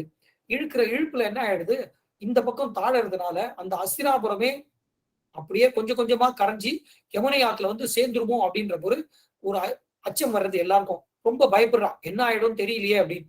அப்போ ஓடி வந்து நடந்த விஷயத்தெல்லாம் தெரிஞ்சு துரியோதனன் வந்து பலராமர் கிட்ட மன்னிப்பு வேண்ட, கடைசியில் லக்ஷ்மணாவையும் சாம்பனையும் கொடுக்க அவர் திரும்பி வந்து அவர்கள் இருவருக்கும் திருமணம் செய்து வைத்தார் அப்படின்ற அந்த சரித்திரத்தையும் பார்த்தோம். மேற்கொண்டு த்விவிதன் அப்படின்ற ஒரு குரங்கு அரசன் இருந்தான். இவன் வந்து வாலியின் மனைவியான தாரை, அவளுடைய தம்பி. அந்த காலத்துல வந்து கிருத்த யுகத்துல ரொம்ப, திரேதா யுகத்துல வந்து ரொம்ப உதவி செய்து ராமருக்கு அந்த ராவணனை அழிப்பதற்காக பல உதவிகள் செய்திருந்தான். அப்போ நல்லவனா இருந்தான். இப்போ காலத்தின் வசத்தால மதிமயங்கி பல அட்டகாசம் எல்லாத்தையும் செய்ய ஆரம்பிக்கிறான். ஒரு முறை பலராமர் ஒரு இடத்துல தங்கி இருக்கும் போது அங்கேயும் வந்து அட்டகாசம் பண்ணி பலராமர் கோபத்தோடு பார்க்க, பலராமர்கிட்டயே சண்டைக்கு போறான். அவருடைய மார்பிளையே ஓங்கி மிதிக்க போக அவருக்கு கோபம் வந்து தன் கையால் இருந்த கதையால ஓங்கி அடிக்க அந்த த்விவிதன் மாண்டு போனான் அப்படின்ற அந்த சரித்திரத்தையும் சொல்லி பலராமரோட பராக்கிரமத்தையும் சொல்லி முடித்தார் பராசுர மகரிஷி மைத்ரேயருக்கு அப்படின்ற வரையில் போன மாசம் சரித்திரத்தை பார்த்தோம். மேற்கொண்டு இன்றைய சரித்திரம் என்னன்றதை பார்ப்போம். இப்படியாக பலராமரும் கிருஷ்ணரும் இந்த பூமியின் பாரத்தை குறைப்பதற்காக, லோக க்ஷேமத்திற்காக அசுரர்களையும் துஷ்டர்களையும் தீயவர்களையும் கயவர்களையும் அழித்தார்கள் அப்படின்றத நாம பார்த்துன்னு வந்துட்டு இருக்கோம். இதை வந்து பகவத்கீதையில கிருஷ்ணரே வந்து சொல்றார், பரித்ராணாய சாதுனாம் வினாசாயச்ச துஷ்கிருதாம், அதாவது துஷ்டர்களை அழிப்பதற்காகவும் நல்லவர்களை காப்பதற்காகவும் நான் அவதரிப்பேன் அப்படின்னு அவர் சொல்லியிருக்கார். அதனால இப்போ அவதாரம் எடுத்திருக்கார். இப்படி பூமியோட பாரத்தை குறைந்து அனைத்து தீயவர்களையும் அரசர்களையும் அசுரர்களையும் அனைவரையும் அழிச்சிட்டார். இப்போ அவருடைய பிறவியானது முடியற தருணம் வர்றது. அவரும் வந்து சரி, நாம வந்ததுக்கான நோக்கம் என்னவோ அந்த நோக்கம் கொஞ்சம் கொஞ்சமா நிறைவேறிட்டு வர்றது. இப்போ நாம திரும்பி போகக்கூடிய அந்த தருணம் வந்துருது. அவருக்கும் ஒரு சின்ன எண்ணம் மனசுல வர்றது. இதற்காக ஏற்பாடெல்லாம் பண்ணணுமே, அப்படியே கிளம்பி போக முடியாதே அப்படின்றதுக்காக சங்கல்பித்து விஸ்வாமித்ரர், கண்வர், நாரதர் இந்த 3 ரிஷிகளையும் என்ன பண்றார், தனது பிராபாச கஷேத்திரம் அதாவது பிண்டாரகம் அப்படின்ற அந்த ஊருக்கு வர சொல்லி அந்த இடத்துல தியானம் பண்ண சொல்லி சொல்றார். இந்த பிராபாச கஷேத்திரம் அப்படின்றது எங்க இருக்கு அப்படின்னு நாம் பார்த்தோம்னா, இன்றைய குஜராத் மாநிலத்துல தெற்கு குஜராத்ல நர்வி அப்படின்ற ஒரு ஊர் இருக்கு, நவ்சாரி அப்படின்னு ஒரு ஊரு, அதற்கு பக்கத்தில் இருக்கக்கூடிய விராவல் அந்த ஊர் தான் அன்றைய பிராபாச கஷேத்திரம் அப்படின்னு அழைக்கப்பட்டது. அந்த பிண்டாரகத்துல இவர்கள் தவம் இருக்க சொல்லி சொல்றா. இவங்க 3 பேரும் தவம் இருக்காங்க. இது இங்க நடந்துட்டு இருக்கும்போது என்ன ஆயிடுது, ஒரு முறை இந்த சாம்பன் இருக்கான் இல்லையா, அந்த இளவரசன், அவனை கிருஷ்ணருக்கு மகனாக பிறந்திருந்தாலும் அந்த கர்வம், அந்த அகங்காரம் அவனுக்கு அதிகமா இருந்ததுனால அவன் என்ன பண்றான், நிறைய தவறான விஷயங்கள்லாம் செய்ய ஆரம்பிக்கிறான். அவனுடைய நண்பர்கள் மற்றும் இளவரசர்கள் எல்லாம் சேர்ந்து என்ன பண்றா, நாம ஒண்ணு பண்ணுவோம், அந்த இடத்துல ரிஷிகள் யாரோ வந்திருக்காங்களாம், அவங்களுடைய சக்தி என்னன்றதை நாம கொஞ்சம் பரீட்சித்து பார்த்துடலாம் அப்படின்றா. என்ன பண்ணலாம் அப்படின்னு உட்காந்து அவங்க பேசிட்டு இருக்கும்போது, சரி சாம்பனை கூப்பிட்டு நீ ஒரு பெண்ணோட வேஷத்தை தரிச்சுக்கோ, உன்னுடைய பயத்துல ஒரு பெரிய உலக்கையை வச்சு நாம கட்டிட்டு உன்னை பெண் மாதிரி ஒரு வேஷம் போட்டுருவோம்.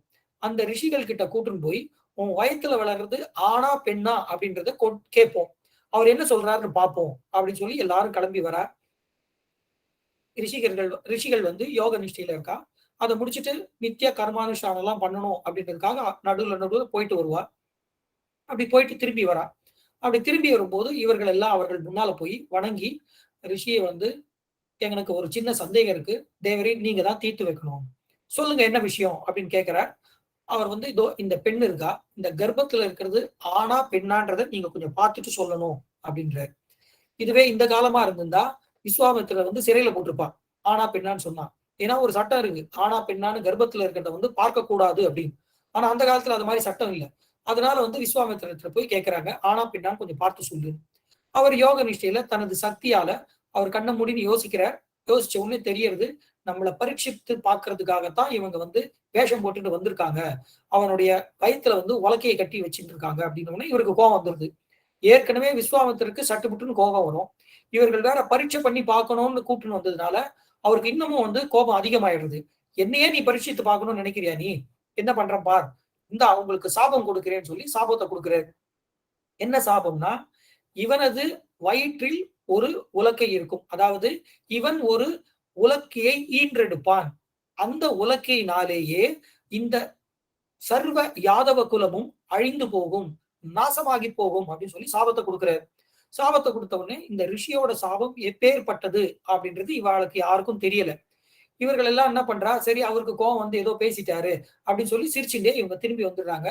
அதை அந்த அளவுக்கு இவர்கள் ஒரு இதுவா எடுத்துக்காம போயிடுறா. சரின்னு அவங்க திரும்பி வந்துடுறாங்க. இந்த ரிஷி கோபத்துல சாபத்தை கொடுத்துட்டு சரி அவருடைய அன்றாட வாழ்க்கை என்னவோ அந்த யோக நிஷ்டையில போகணும் அப்படின்னு சொல்லி போய் அவரும் உட்கார்ந்துட்டு இருக்காரு. இது ஒரு பக்கம் நடந்துட்டே இருக்கு. இன்னொரு பக்கம் கிருஷ்ணர் அவருடைய கிருஷ்ணஸ்தானத்துல அதாவது திருமாளிகையில இருக்காரு. அவரை பார்ப்பதற்காக வாயுதேவன் வரார். வாயுதேவன் அவரை வணங்கி அவருக்கு செய்ய வேண்டிய மரியாதை எல்லாம் கிருஷ்ணர் செஞ்சு உட்கார வச்சு, சொல்லும் வாயுதேவனே என்ன விஷயத்துக்காக வந்தீர் அப்படின்னு கேட்க போக, நேற்று தேவேந்திரன் சபையில கூடினோம், அனைவரும் பேசிட்டு இருந்தோம், அப்போ தேவேந்திரன் உங்களுக்கு ஒரு விஷயத்த சொல்லிட்டு வர சொன்னார், அதாவது ஞாபகப்படுத்திட்டு வர சொன்னார், அதற்காக தான் நான் வந்திருக்கேன் அப்படின்றார்.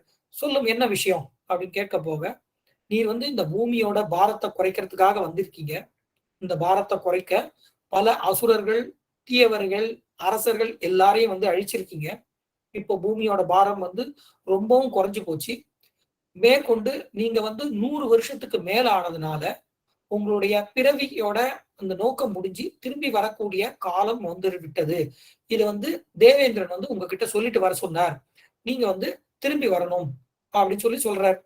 சொல்லிட்டு வந்தவனே, நீங்க சொல்றது எல்லாமே சரிதான், இதுவும் என்னோட மனசுல ஓடிட்டு தான் இருக்கு, இதை நான் ரொம்ப நாளா ஆலோசிச்சுட்டு தான் இருக்கேன், பூமியோட பாரத்தை நீங்க குறைஞ்சிடுத்து அப்படின்னு நீங்க நினைக்கிறீங்க, அப்படி நீங்க நினைக்க முடியாது, ஏன்னா இப்ப இருக்கக்கூடிய இந்த யாதவர்கள் அனைவரும் அழிய வேண்டும், அந்த யாதவர்கள் அனைவரும் அழிந்தால்தான் இந்த பூமியோட பாரமானது முழுமையாக குறையும், அப்படி இல்லைன்னா ரொம்ப கஷ்டம் அப்படின்ற. அதனால இந்த யாதவர்களை அழித்து விட்டு பின் நானும் மேல வருவேன் அப்படின்னு சொல்றாரு. சரி, பாரம்னா என்ன அர்த்தம் அப்படின்னு நம்ம யோசிப்போம். பாரம்னா என்ன? இப்ப இருக்கிற மக்கள் தொகையை பத்தி பேசுறாளா அப்படின்னா, துவாபர யுகத்துல கடைசியில இப்ப இருக்கக்கூடிய மக்கள் தொகையை விட அதிகமா இருந்ததா மக்கள் தொகை அப்படின்னு பார்த்தோம்னா நிச்சயமா இல்ல. இப்போ மக்கள் தொகை அதை விட அதிகமா இருக்கு அப்படின்றதுதான் தெரியும். அப்படின்னா பாரம்னு எதை சொல்றா அப்படின்னா, நம்ம என்ன சொல்லணும், பாரம்ன்றது வெறும் எடையை மட்டும் இங்க குறிக்காது. அதாவது ஒவ்வொருத்தருக்கும் ஒரு மனசுல இப்ப நாமளே இருக்கோம், காலையில எழுந்துக்கிறோம், பல வேலைகள் இருக்கு. வீட்டுல என்ன சொல்றா, இந்த பொருள் எடுத்து அங்க வச்சுட்டு போங்க, இந்த தண்ணியை எடுத்து அங்க கொட்டிட்டு போங்க, இந்த பக்கெட்ல தண்ணியை பிடிங்க அப்படின்றா. வாளியில பிடிச்சி இங்க வை அங்க வைன்றா. எவ்வளவோ வேலைகள் இருக்கு, அந்த பாரத்தை எல்லாம் தூக்கிட்டு வரோம். அதே வேலையை நாம அலுவலகத்துக்கு போய் வேலையெல்லாம் முடிச்சிட்டு சாயங்காலம் வீட்டுக்கு திருப்பி வந்த உடனே அதே வேலையை நம்ம கிட்ட சொல்றான்னு வச்சுக்கோங்க. நாம என்ன பண்ணுவோம்? அட முடியாதுமா, இப்போ என்னால இவ்வளவு முடியாது, அதெல்லாம் பாரத்தெல்லாம் தூக்க முடியாது, விடு அப்படின்னுவோம். அதே பாரம் தான் காலையில செய்ய முடிஞ்சது சாயங்காலத்துல ஏன் செய்ய முடியல? நாமளும் குறைஞ்சு போல, அதே மாதிரி தான் இருக்கும். ஆனால் இரவு நேரம் அல்லது மாலை நேரத்தில் நம்ம பண்ணணும்னா ஏன் பண்ண முடியல? ஏன்னா மன அழுத்தம், சோர்வு, களைப்புன்னு இப்படி பல விஷயங்கள் இருக்கு. இதனால என்ன பண்றோம்? நாம அதே விஷயத்த பாரமாக நினைக்கிறோம். அதே போல பூமாதேவி என்ன பண்றா, நல்லவர்கள் இருந்தபோது அவர்களுக்கு தேவையான அனைத்து பொருள்களையும் எடுத்து கொடுக்கிறா. இப்போ தீயவர்கள் அனைத்தையும் தான் எடுத்துக்கொள்ள வேண்டும், மற்றவர்களை துன்பப்படுத்தணும், கஷ்டப்படுத்தணும் அப்படின்னு நினைக்கும் பொழுது அவள் அவள் ரொம்ப களைப்படைகிறா, சோர்வடைஞ்சி அவளால தாங்க முடியல. இப்பேற்பட்ட ஒரு துஷ்டர்கள் இருக்கிறார்களே, இவர்களுக்கும் நான் கொடுக்க வேண்டியிருக்கு, இவங்களையும் நான் தாங்கணுமா அப்படின்னு நினைக்கும் போது அவளுக்கும் ஒரு சோர்வு உண்டாகுது. அதனால பாரம் அதிகரித்தது போல அவளுக்கு ஒரு நினைவு உண்டாகுது அப்படின்னு பூர்வாச்சாரியர்கள் சொல்றா. அதனாலதான் பாரம், பூமிக்கு பாரம் அதிகமாயிடுத்து, பூமிக்கு பாரமா இருக்காங்க அப்படின்னு எடுத்து சொல்றார்கள். அந்த பாரத்தை குறைக்க வேண்டும் அப்படின்றதுதான் கிருஷ்ணரோட எண்ணம். அந்த பாரம் முழுமையாக குறைய வேண்டும் அப்படின்னா இப்ப இருக்கக்கூடிய இந்த யாதவர்கள் அனைவரும் அழிய வேண்டியது நியமனம், நிர்பந்தம். அதனால இந்த யாதவர்களை அழித்த பிறகுதான் நான் வைகுண்டம் திரும்பி வருவேன். நான் யாதவர்களை அழித்து பிறகு நானும் திரும்பி வருவேன், அதை நான் சொன்னேன்னு சொல்லு போ அப்படின்னு சொல்லி வாயுதேவன்ட்ட சொல்றாரு. மேற்கொண்டு எனக்கு இன்னொரு சின்ன கடமை இருக்கு. நான் இந்த துவாரகா பட்டணத்தை நிர்மாணம் பண்ணணும் அப்படின்னு வரும் பொழுது இந்த கடல் அரசன், அதாவது சமுத்திரராஜன் கிட்ட வேண்டி அவன்கிட்ட சமுத்திரத்துல இடத்த கேட்டேன். அவனும் மனம் இறங்கி சமுத்திரத்துல எனக்கு இவ்வளவு இடத்த கொடுத்து அந்த சமுத்திரத்துலதான் இந்த துவாரகான்ற அந்த நகரத்தையே நான் நிர்மாணம் பண்ணியிருக்கேன். இப்ப நான் திரும்பி வருவதற்கு முன்னால இந்த நகரத்தை அனைத்தையும் சமுத்திரராஜன் கிட்ட நான் திருப்பி கொடுத்தாகணும். அப்படி கொடுத்துட்டுதான் நான் திரும்பி வர முடியும். அதனால அவங்கிட்ட அந்த நகரத்தையும் ஒப்படைத்து விட்டு நான் திரும்பி வருவேன் அப்படின்னு நீ போய் தேவேந்திரன் கிட்ட சொல்லிடு அப்படின்ற. சரி, அப்படியே ஆகட்டும்னு சொல்லி வாயுதேவனும் கேட்டுட்டு அவர் கிளம்பி போயிடுறார். இவர் கிளம்பி போன உடனே இவருடைய சங்கல்பத்துல இது அழியணும் அப்படின்னு நினைச்ச உடனே என்ன ஆயிடுது, வான்வெளியில துர்நிமித்தங்கள்லாம் வர ஆரம்பிச்சிருது. அதாவது எரிகற்கள்லாம் விழறது, நிலநடுக்கம்லாம் நடக்கிறது. இதை பார்த்தீங்கன்னா ரெண்டு விதமாக சொல்லுவார்கள். சமஸ்கிருதத்துல பௌமமான உட்பாதம், அந்தரிக்ஷமான உட்பாதம் அப்படின்னு சொல்லுவாங்க.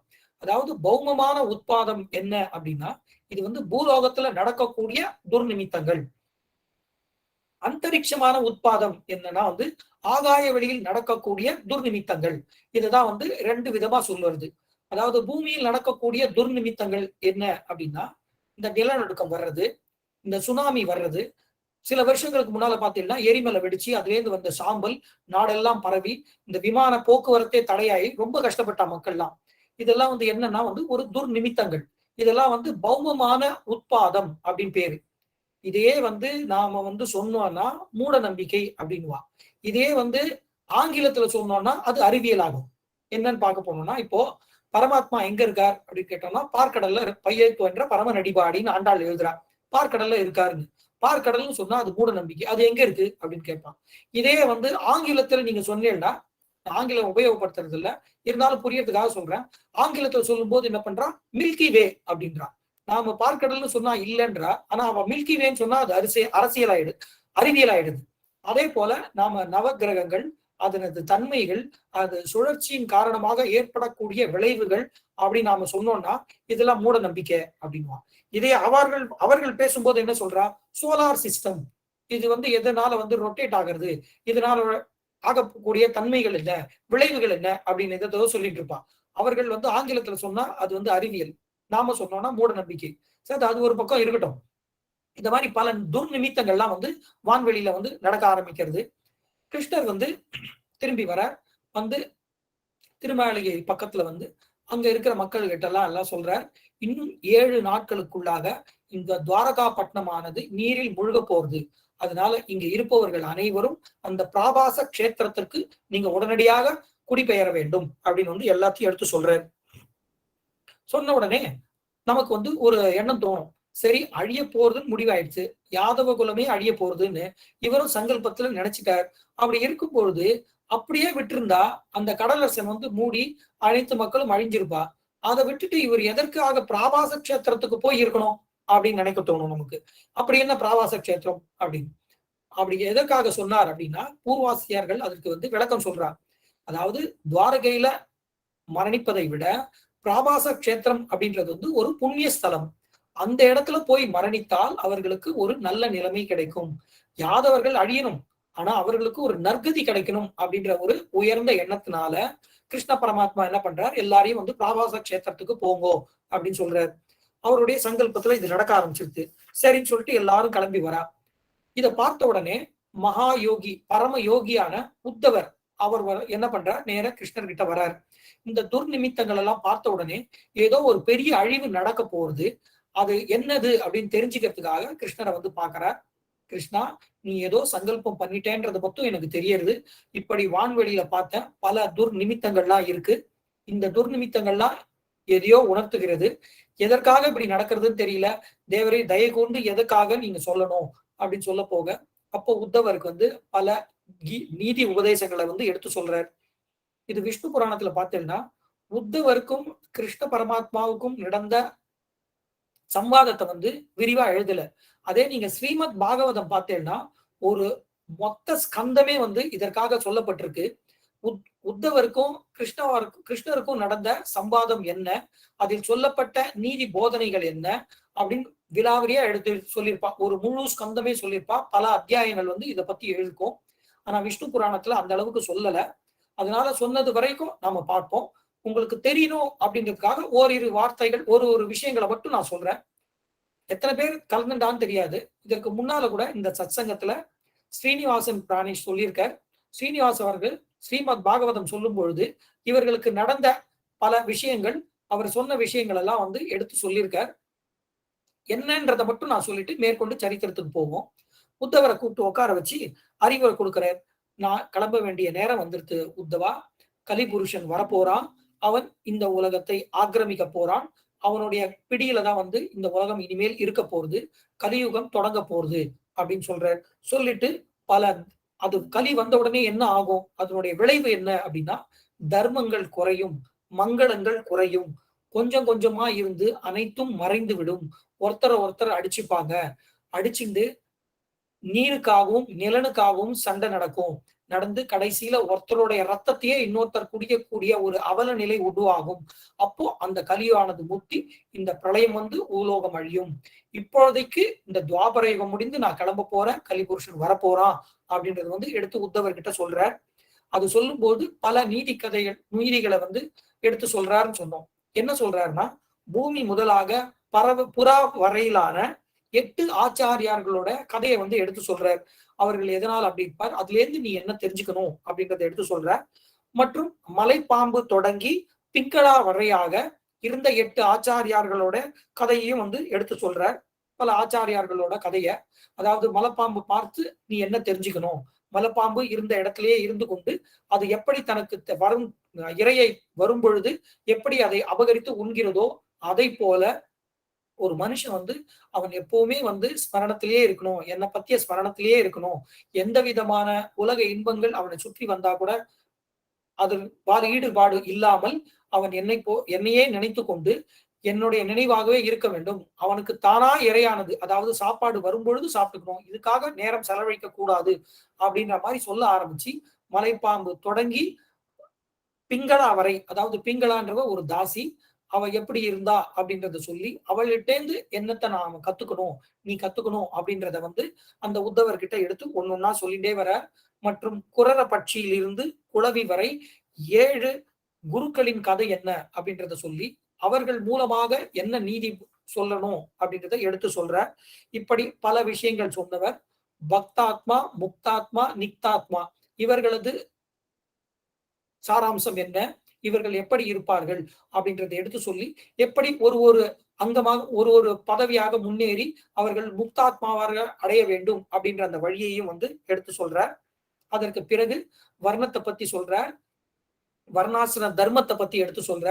பிராமணர்னா எப்படி இருக்கணும், சத்திரியன் எப்படி இருக்கணும், வைசியன் எப்படி இருக்கணும், சூத்ரன் எப்படி இருக்கணும், அவனது தர்மங்கள் என்ன, அந்த வர்ணாசிரம தர்மத்தை கடைபிடித்து எப்படி நடக்க வேண்டும், நடப்பதனால் ஆளக்கூடிய பயன்கள் என்ன, விளைவுகள் என்ன அப்படின்றத எடுத்து சொல்ற. அப்புறம் சத்சங்கத்தின் மகிமைகள் மற்றும் அதனோட பெருமைகள், கர்ம தியாக நியமனங்கள் இது எல்லாத்தையும் எடுத்து சொல்ற. சொல்லிட்டு சித்தியை பத்தி சொல்றார். அஷ்ட சித்தி என்னன்றத சொல்லி அதனுடைய சாராம்சம் என்ன, அதை அடைவதற்கான வழி என்ன, தியான முறைகள் என்ன அப்படின்றத சொல்றார். அதற்கப்புறம் தத்துவங்கள், அந்த தத்துவங்களோட எண்ணிக்கை, அது எப்படி உருவானது அப்படின்ற எல்லா விஷயத்தையும் எடுத்து சொல்லி கடைசியில உத்தவர்கிட்ட கூப்பிட்டு சொல்ற, உத்தவா நீ திரும்பி போ, பத்ரிகாசிரம் போ, பத்ரிகாசிரம் சென்று அங்கு யோக நிஷ்டையில இரு, நாம் கிளம்ப வேண்டிய நேரம் வந்து விட்டதுன்னு சொல்றார். அதை கேட்ட உடனே புழுவா துடிக்க ஆரம்பிச்சிடார் உத்தவர். எப்படி கிருஷ்ணா இப்படி வார்த்தையை உன்னால சொல்ல முடியாது, உன்னை விட்டுட்டு எப்படி போகும், நான் இந்த எந்த க்ஷணமும் வந்து உன்னையே மனசுல நினைச்சுட்டு தோணும் போதெல்லாம் உன்னை வந்து பார்த்துட்டு இப்படிலாம் இருந்தனே, இப்படி வந்து நீ திடீர்னு இப்படி சொல்றியே, நீ விட்டுட்டு போக போறேன்னு, நீ இல்லாத இந்த உலகத்துல நான் எப்படி வாழ முடியும், இந்த பூலோகத்தை நான் எப்படி பார்க்க முடியும், அந்த நினைச்சு கூட என்னால பார்க்க முடியலையே, கிருஷ்ணா என்னை விட்டு போகாதன்னு சொல்லி அழறார். ஒரு பரமயோகி ஞானி அனைத்தையும் துறந்தவர், அவராலேயே வந்து இந்த கிருஷ்ண பரமாத்மா தன்னை விட்டு போவான் போக போறா அப்படின்னு நினைச்ச உடனே அவரால் தாங்க முடியாம குலுங்கி குலுங்கி குலுங்கி அழறார். வேண்டாம் கிருஷ்ணா என்னை விட்டு போகாத போகாதன்றார். மேற்கொண்டு இந்த பூலோகத்துல இருக்கிற மக்கள்லாம் வந்து உன்னை பார்க்கணும்னா என்ன பண்ணுவான்னு தெரியலையே, இப்படி போறேன்னு சொல்றியேன்னு கேட்கிறார். கவலைப்படாத, நான் ஸ்ரீமத் பாகவதத்துக்குள் புகுந்துக்கிறேன், என்னை எப்பொழுது அனுபவிக்க வேண்டும் அப்படின்னு நினைக்கிறவர்கள்லாம் பாகவதத்தை படிச்சு என்னுடைய அனுபவத்தை பெறலாம், அதனால நீ கவலைப்படாத, நீ பத்ரிகாசிரம் போ அப்படின்ற. நமக்கு என்ன தோணும், உத்தவரும் வந்து ஒரு யாதவர் தானே, அப்போ அவரும் அழிய வேண்டியது நியமனம் தானே, அப்ப அவரை மட்டும் எதற்கு பத்ரிகாசிரம் போ சொல்றார் அப்படின்னு ஒரு கேள்வி நமக்கு மனசுல வரும். ஏன்னா வந்து உத்தவர் போக வேண்டியது வந்து ரொம்ப முக்கியம்.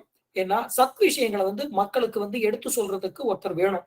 அது அவருக்கு சிஷ்யர்கள் உருவாக்கி அவர்கள் மூலமாக இந்த சனாதன தர்மங்களும் சத் விஷயங்களும் மேல மேல வெளியில போகணும், மக்களுக்கு சென்று அடைய வேண்டும் அப்படின்ற ஒரு எண்ணத்தினால இந்த உத்தவரை வந்து பத்ரிகாசிரம் வந்து போக சொல்றாரு. எதுக்காக பத்ரிகாசிரம் போக சொல்லணும் அப்படின்னா, பத்ரிகாசிரம்ன்றது வந்து ஒரு பரிசுத்தமான ஒரு ஸ்தானம்.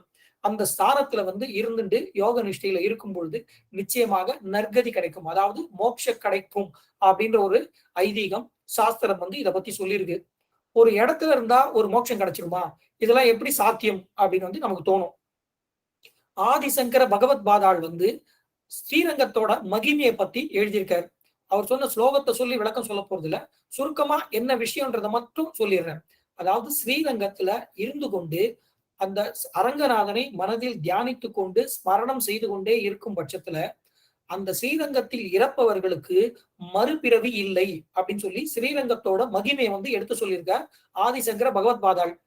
அப்படிப்பட்ட ஒரு கஷேத்திரம் தான் வந்து ஸ்ரீரங்கம். சரி, ஸ்ரீரங்கத்துல இருந்துட்டு நாம வந்து இறந்து போனா மறுபடியும் பிறக்க மாட்டோமா, நமக்கு மோட்சம் கிடைக்குமா, இதெல்லாம் நடக்கிற மாதிரியா இருக்கு அப்படின்னு தோணும். அப்படி அவனது அரங்கனோட நினைவாலேயே ஸ்மரணத்திலேயே நாம இருக்கும்பொழுது நிச்சயமாக அவனுக்கு மறுபிறவி கிடையாது அப்படின்னு அழுத்தம் திருத்தமாக வந்து பகவத் பாதாள் ஆதிசங்கரர் வந்து எடுத்து சொல்றாரு. அப்படி ஒருவேளை பிறந்தா அப்படின்னு குதர்க்கமா ஒரு கேள்வி கேட்கிறார். அதற்கும் வந்து சங்கரர் வந்து பதில் சொல்றார் ஆதிசங்கரர். அப்படி ஒருவேளை அவன் பிறந்தால் மோட்சத்தில் பிறப்பான் அப்படின்றார். அதாவது பிறவியே கிடையாது, அப்படி ஒருவேளை பிறக்கும் பொழுது அவன் மோட்சத்துல போய் பிறப்பான், மோட்சத்துல அந்த பேரானந்த அனுபவித்துக் கொண்டே இருப்பான் அப்படின்னு சொல்லி ஸ்ரீரங்கத்தோட மகிமையை வந்து எடுத்து சொல்றார். அப்பேற்பட்ட ஸ்தானம் தான் வந்து ஸ்ரீரங்கம். அதை போல பரிசுத்தமான ஸ்தானங்கள் பல வந்து இந்த இந்திய தேசத்துல இருக்கு. அப்படிப்பட்ட ஒரு பரிசுத்தமான ஸ்தானம் தான் வந்து பத்ரிகாசிரம். அந்த பத்ரிகாசிரத்துக்கு போய் நீ வந்து தியானத்துல ஈடுபட்டு நேரம் வரும்போது நான் உன்னை அழைத்துக் கொள்வேன், நீ அப்போ மோட்சத்துக்கு வரலாம், நீ கிளம்பி போ அப்படின்ற. என்ன சமாதானம் சொன்னாலும் உத்தவரால ஏத்துக்க முடியல. குலுங்கி குலுங்கி அழறார். அவரை வலம் வரார். சுத்தி சுத்தி வரார். என்னால முடியலையே கிருஷ்ணா, என்னால ஏத்துக்க முடியலன்றார். இதை ஏத்துந்துதான் ஆகணும். இது நியமனம், ஒண்ணும் பண்ண முடியாது. நீ திரும்பி போ. உனக்கு ஆகாய மார்க்கத்தில் செல்வதற்கான ஒரு சக்தியை நான் கொடுக்குறேன். நீ கிளம்பி போ அப்படின்னு சொல்றார். உத்தவரும் அவருடைய கட்டளை ஏற்றுக்கொண்டு பத்ரிகாசத்துக்கு வந்து கிளம்பி வர்றார். இது இந்த பக்கம் நடந்துட்டே இருக்கு. அந்த பக்கம் என்ன ஆயிடுறது, அந்த விஸ்வாமித்திரர் சாபத்தை வந்து இவர்கள் வந்து ஏளனமா நினைச்சு வந்துடுறா. வந்ததுக்கு அப்புறம் என்ன ஆயிடுது, ஒரு நாள் வந்து சாம்பன் வந்து சாபத்திற்கு ஏற்றாறு போலவே அவன் வந்து ஒரு உலக்கையை வந்து ஈண்டெடுக்கிறான். இந்த உலக்கை வந்ததுக்கு அப்புறம் இவங்க எல்லாருக்கும் வந்து பயம் வந்துருது. அடடா, விஸ்வாமித்திரர் ஒரு சாபம் கொடுத்தாரே, அதை வந்து நாம வந்து எடுத்துக்கலையே, என்னடா இது இப்படி வந்து ஆயிடுதே, இனிமேல்ட்டு இந்த விஷயத்த மூடி மறைக்க முடியாது, இதை உடனே போய் நம்ம சக்கரவர்த்தி கிட்ட சொல்லி ஆகணும் அப்படின்றதுக்காக நேர உக்ரசேனர் கிட்ட வரா. வந்த உடனே நடந்த விஷயங்கள் எல்லாத்தையும் எடுத்து சொல்ற. சொல்லிட்டு இது மாதிரி என்ன பண்றதுன்னு தெரியல, இப்படி சாம்பனுக்கு வந்து இந்த உலக்கையானது ஈன்றெடுத்தான், என்ன பண்றது, அவனுக்கு வயிற்றுல இருந்து இது வந்தது அப்படின்னு சொல்ல போக, சரின்னு அவரை பிடிச்சி எல்லாரையும் சத்தம் போடுற. ஏன் இந்த மாதிரி பரீட்சை என்ன பண்ணி பார்க்கணும்னு நினைக்கிறீங்க, அவர் எவ்வளவு பெரிய ரிஷி தெரியுமா, அவருடைய சாபத்தை வந்து ஏன் என்கிட்ட முதல்லயே சொல்ல, அவர் கையில காலில் விழுந்தாவது இந்த சாபத்துக்கு விமோச்சனம் வாங்கியிருக்கலாம், எல்லாம் முடிஞ்சதுக்கு அப்புறம் இப்ப வர சொல்றீங்களே அப்படின்னு சொல்லி கோவப்பட்டு எல்லாரையும் சத்தம் போடுற. சரி, நடந்தது நடந்துருது, இப்ப அடுத்து பரிகாரம் என்னன்றதை நாம தேடி ஆகணும், இல்லைன்னா வந்து ரொம்ப கஷ்டமாயிடும். ஏன்னா அவருடைய சாபம் நிச்சயமாக பலிக்கும். ஒரு பிராமண ரிஷி சாபம் கொடுத்தாருன்னா நிச்சயமா அதுல இருந்து யாரும் தப்ப முடியாது அப்படின்றத அவர் நல்லா புரிஞ்சுட்டு இருக்கார். அதனால என்ன பண்றதுன்னு யோசிக்கிற. சரி, இந்த உலக்கையை வந்து உடைச்சி நல்லா தூள் தூளாக்கி பொடிய நடுக்கடல்ல அந்த சமுத்திரத்துல கொண்டு போய் வீசிட்டு வந்துருங்கோ அப்படின்னு சொல்ல போக, சரி அவருடைய கட்டளையை ஏற்று இந்த உலக்கை எல்லாத்தையும் உடைக்கிறான். உடைச்சி எல்லாத்தையும் தூள் தூளாக்கி பொடியாக்கி அதை கொண்டு போய் நடுக்கடலை கொண்டு போய் போட்டுட்டு வரா. இந்த உலக்கைன்னா எத்தனை பேர் பார்த்திருப்பீங்கன்னு தெரியாது. ஒரு நீண்ட ஒரு மரக்கட்டை நல்ல உருண்டையா மழமழான்னு வச்சிருப்பா. அந்த உலக்கையை வந்து எதுலையாவது இடிப்பா. அந்த நெல் எல்லாம் இடிச்சு உமிய தனியாவும் அரிசி தனியாவும் எடுக்கிறதுக்கு, மற்ற தானியங்களை வந்து அதனால அந்த காலத்துல குத்தின்னு இருந்தான். அது குத்துறதுனால என்ன ஆகும்னா, அந்த முனையில வந்து ஒரு சின்ன பிளவு வரும். அது பிளவு வந்ததுன்னா அதை குத்த முடியாது, அதுக்கப்புறம் அது உலக்க உபயோகப்படாது. அது பிளவு வராம இருக்கணும் அப்படின்றதுக்காக அந்த முனையில வந்து ஒரு சின்ன இரும்பாலான ஒரு தகரம் மாதிரி இருக்கும். அதை வந்து சுத்தி அதை வந்து கெட்டியா பிடிச்சு வச்சிருப்பா. அந்த ஒரு தகடு இருக்கும். இப்போ இது எல்லாத்தையும் உடைச்சிட்டு அந்த தகடையும் என்ன பண்றா, இவ மடக்கி சுருட்டி அதை கொண்டு போய் நடு கடல்ல கொண்டு போய் எரிஞ்சிட்டு வந்துடுறா. இது எரிஞ்ச உடனே என்ன ஆயிடுது, அந்த இரும்பு துகளானது விழுந்தது இல்லையா, துண்டு, அதை வந்து ஒரு மீன் வந்து பாக்குறது, ஏதோ இறைன்னு நினைச்சு அதை வந்து முழுங்கிடுறது. முழுங்கி வயிற்றுக்குள்ள போயிடுறது. அந்த மீனை செம்படவர்கள் பிடித்து அதை கொண்டு வந்து சந்தையில விற்க போக, ஜரன் அப்படின்ற ஒரு வேடன் என்ன பண்றான், அந்த மீனை வாங்கிட்டு வீட்டுக்கு வரான். அந்த மீனை அறுத்து சமைப்பதற்காக கொடுக்குறான். அதை வெட்டும் பொழுது பார்த்தா அது வயிற்றுல ஏதோ இருக்கு. எடுத்து பார்க்கறான், ஏதோ இரும்பு துண்டம். எடுத்து பார்க்கறான், நல்லா இருக்கே இந்த இரும்பு துண்டு அப்படின்னு எடுத்து அதை பழுது பார்த்து தனது வில்லோட நுனியில வந்து சேர்த்துக்கிறான். ஏன்னா இது வந்து இப்போ நல்ல கூர்மையா இருக்கும். ஏதாவது மிருகத்தின் மேல எய்த போக அது நிச்சயமா மிருகமானது அழிஞ்சு போகும், இதுவும் நமக்கு உபயோகமா தான் இருக்குன்னு சொல்லி எடுத்து அந்த வில்லோட நுனியில எடுத்து அதை இரும்ப வந்து சேர்த்துன்றான். வில்லா ஆக்கி வச்சிடறான். இப்போ அதை ஒரு ஆயுதமா ஆக்கி வச்சிடறான். இது இந்த பக்கம் இங்க பக்கம் நடந்துட்டு இருக்கு. அந்த பக்கம் என்ன ஆயிடுது, சரி கிருஷ்ணர் என்ன பண்ற, எல்லாருக்கும் சொல்லி 7 நாட்களுக்குள்ள இந்த பிராபாச கஷேத்திரத்துல போயிடுங்க, இந்த துவாரகையை வந்து கடலரசன் எடுத்துட்டு போயிட போறார், முழுகடிக்க போறான்னு சொல்ல போக எல்லாரும் கிளம்பி வரா. கிளம்பி வந்துட்டு ஒரு இடத்துல இருக்கும் பொழுது அவர்கள் வந்து எல்லாத்தையும் சாப்பாடெல்லாம் எடுத்து வச்சுட்டு இருக்கா. எடுத்து வச்சுட்டு பேசிட்டே இருக்கா. பேசிட்டு இருக்கும்போது, எனது அன்னம் தான் சிறந்தது, இல்ல என்னோட அன்னம் தான் ருசியா இருக்கும், சிறந்ததான அன்னம், என்னுடைய சாப்பாடு தான் வந்து சக்தி நிறைந்தது அப்படின்னு ஒவ்வொன்னா பேசிட்டு இருக்கா. பேச்சு வந்து கொஞ்சம் தடிமனா போறது, பேச்சுவார்த்தை கொஞ்சம் முத்துறது, அது வந்து கொஞ்சம் சண்டையில போய் முடியறது, வாக்குவாதத்துல போறது, வாக்குவாதம் கொஞ்சம் கொஞ்சமா மாறி வந்து சண்டையில போறது. இது எல்லாமே வந்து அந்த விஸ்வாமித்திரரோட சாபம் மற்றும் பெருமாளோட சங்கல்பம், கிருஷ்ணரோட சங்கல்பத்தினால இப்படி நடக்கிறது. கொஞ்சம் கொஞ்சமா சண்டை முத்தின் போய் ஒருத்தர் அடிச்சுக்க ஆரம்பிச்சிருக்கா. அப்போ கிருஷ்ணர் என்ன பண்றார், வேண்டாம் நீங்க அடிச்சுக்காதீங்க அப்படின்னு சொல்லி எடுத்து எவ்வளவோ சொல்றார். இவர்கள் வந்து கேட்கிற மாதிரி தெரியல. அவங்க ஒருத்தர் சண்டை போட்டுக்கிறா. இது சண்டைனா எப்படின்னா, அந்த க்ஷணத்திற்கு முன்னால வரையில் நண்பர்களாக இருந்தவர்களோ அல்லது சகோதரனாக இருந்தவர்களோ அல்லது உறவினர்களாக இருந்தவர்களோ அவர்கள் தான் அவர்கள். அவர்களே என்ன பண்றா, இந்த சண்டை முத்தி போய் வாக்குவாதம் முத்தி போய் ஒரு போர் மாதிரி வெடிச்சு இவர்கள் ஒருத்தரை ஒருத்தர் வந்து தாக்க ஆரம்பிச்சிடுறா. கையில இருக்கிற ஆயுதத்தாலா இவர் அவர் அடிக்கிறார், அவர் இவர் அடிக்கிறார், ஒருத்தர் அடிச்சு ரத்தம் கொட்ட போய் ரொம்ப மகா கோரமா சண்டையை போட ஆரம்பிக்கிறான். ஆயுதங்கள் எல்லாம் உடைஞ்சு போயிடுறது, விழுந்துடுறது. இருந்தாலும் அப்படி சண்டை போட்டுட்டே வரும்பொழுது இந்த மரத்துகள்கள்லாம் வந்து நடுக்கடல்ல கொண்டுட்டான் இல்லையா, அது என்ன ஆயிடுது, அலையினால அடித்து சந்தப்பட்டு கடைசியில கரையோரம் ஒதுங்கி அந்த கோரை பொருட்களாக வந்து முளைக்கிறது. இப்படி மரத்துகள்லாம் வந்து கடற்கரை ஓரமா வந்து விழுந்துன்னா கோரப்பொருள் முளைக்குமா? நான் போட்டு பாக்குறேன் அப்படின்னா போட்டாலாம் நடக்காது. ஏன்னா இது முன்னால சொன்னபடி சாபத்தினாலையும் பெருமாளோட சங்கல்பத்தினாலையும் அப்படி நடக்கிறது. அந்த கோரை பொருட்களானது வளர்ந்து அந்த கோரை பொருட்களை வந்து ஒவ்வொன்றும் புல் மாதிரி இல்லாம இரும்பு கழி மாதிரி இருக்கு. அந்த அளவுக்கு தடிமனாகவும் அதே போல வலிமையாகவும் இருக்கு. இவர்களுக்கு ஆயுதம் இல்லாம ஒருத்தர் அடிச்சுட்டு வந்ததுனால நேரா கடற்கரை ஓரமா வரா. அங்க பாக்குறா கோர புல்லு எல்லாம் இருக்கு. அந்த கோர புல்லு எல்லாம் எடுத்து ஒருத்தர் அடிச்சுக்க ஆரம்பிக்கிறான். அடிச்சுட்டு ஒருத்தர் மண்டையை உடைச்சு இன்னொருத்தர் மண்டையை உடைச்சு ரத்தம் வழிஞ்சு ஓடிட்டு இருக்குது ஆறா. கிருஷ்ணர் வந்து தடுத்து நிறுத்த முயற்சி பண்றார். தடுத்து நிறுத்த முடியல. பலராமரும் வந்து தடுத்து நிறுத்த முயற்சி பண்றார், முடியல. கடைசியில என்ன ஆயிடுது, இந்த யாதவர்கள் வந்து கிருஷ்ணரையும் பலராமரையும் தாக்கணும்ன்ற எண்ணத்துல வந்து அவரையே தாக்குறதுக்காக போறா.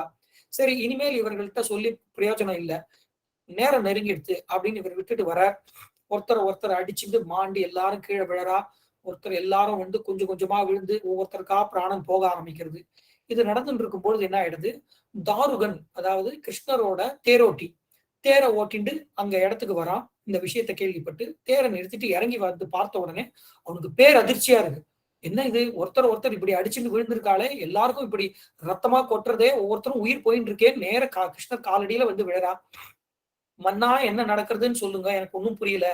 இந்த க்ஷணம் வரையில் ஒருத்தருக்கு நண்பனாவும் உறவினராகவும் சகோதரனாவும் இருந்தார்களே, இவர்களே அடிச்சுட்டு போறார்களே அப்படின்னா, அதாவது யாருன்னா இந்த யாதவர்கள்ல யாரெல்லாம் அடக்கும், பிரத்யும்னன் யாரு, கிருஷ்ணரோட பிள்ளை. ஏற்கனவே அவனுடைய சரித்திரத்தை பார்த்தோம்.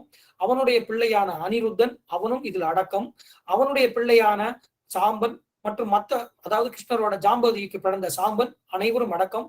மேற்கொண்டு அக்ரூரன் அவரும் இந்த யாதவர்களுக்குள்ள அடக்கம். அவர்களும் ஒருத்தருக்கு சண்டை போட்டு ரத்தம் வழிஞ்சி ஒவ்வொருத்தரா பிராணன் போயிட்டே இருக்கு. சாம்பன் மாண்டு போனான், பிரத்யும்னன் மாண்டு போனான், அனிருத்தன் மாண்டு போனான், அக்ரூரன் மாண்டு போனான். இப்படி ஒவ்வொருத்தருக்கா போறது, ஒவ்வொருத்தரா வந்து மாண்டு போயிட்டே இருக்கா. கண்ணெதிர்க்க எல்லாரும் போயிட்டே இருக்கா. தாருகன் வந்து இதை ஏத்துக்க முடியாம கதறி அழறான். முன்னா என்ன நடந்ததுன்னு சொல்லு, எனக்கு தெரியலையே, என்ன நடக்கிறது, நான் போயிட்டு விஷயம் கேள்விப்பட்டு வரத்துக்குள்ள இப்படி எல்லாம் நடக்கிறது, ஏன் இது மாதிரி நடக்கிறது சொல்லு அப்படின்றான். இதெல்லாம் உனக்கு புரியாது தாருகா, நீ வந்து நான் சொல்றதை மட்டும் கேளு, அத பிரகாரம் போய் பண்ணு நீ அப்படின்னு சொல்லிட்டே இருக்க. பின்னால சத்தம் கேட்டு திரும்பி பாக்குறான். அவன் ஓட்டி வந்த அந்த தேரானது கொஞ்சம் கொஞ்சமா மேல் எழும்பி அந்த மேல போய் அப்படியே காற்றுல மறைய ஆரம்பிக்கிறது. ஐயோ, நாம் ஓட்டி வந்த தேர் கூட மறைஞ்சு போச்சே, என்ன பண்றதுன்னு தெரியலையே, ஏன் நடக்கிறதுன்னு தெரியலையே அழ ஆரம்பிக்கிறான். அப்போ கிருஷ்ணர் எடுத்து சொல்றார், இல்ல, எல்லாம் விதி பயன், அவர்கள் போக வேண்டிய காலம் வந்துருது, அழியும் காலம் வந்தது, அதனால போறா, அதனால நீ இதுக்காக நீ மனசு வருத்தப்படாத அப்படின்னு அவர் பேசிட்டே இருக்கும் போதே அவர் கையில் இருந்து அந்த சக்கரமானது மேலெழுந்து அப்படியே கொஞ்சம் கொஞ்சமா காத்துல போய் ஆகாயத்துல போய் காத்துல மறையிறது. பக்கத்துல இருந்த சங்கு அதுவும் மேல போறது. பஞ்சாயுதங்கள் ஒவ்வொன்றாக மேல போய் அப்படியே காத்துல போய் ஆகாய மார்க்கமா போய் கரைஞ்சுட்டே போயிட்டே இருக்கு. நம்மாழ்வார் வந்து திருவாய்மொழியில எழுதுறார்.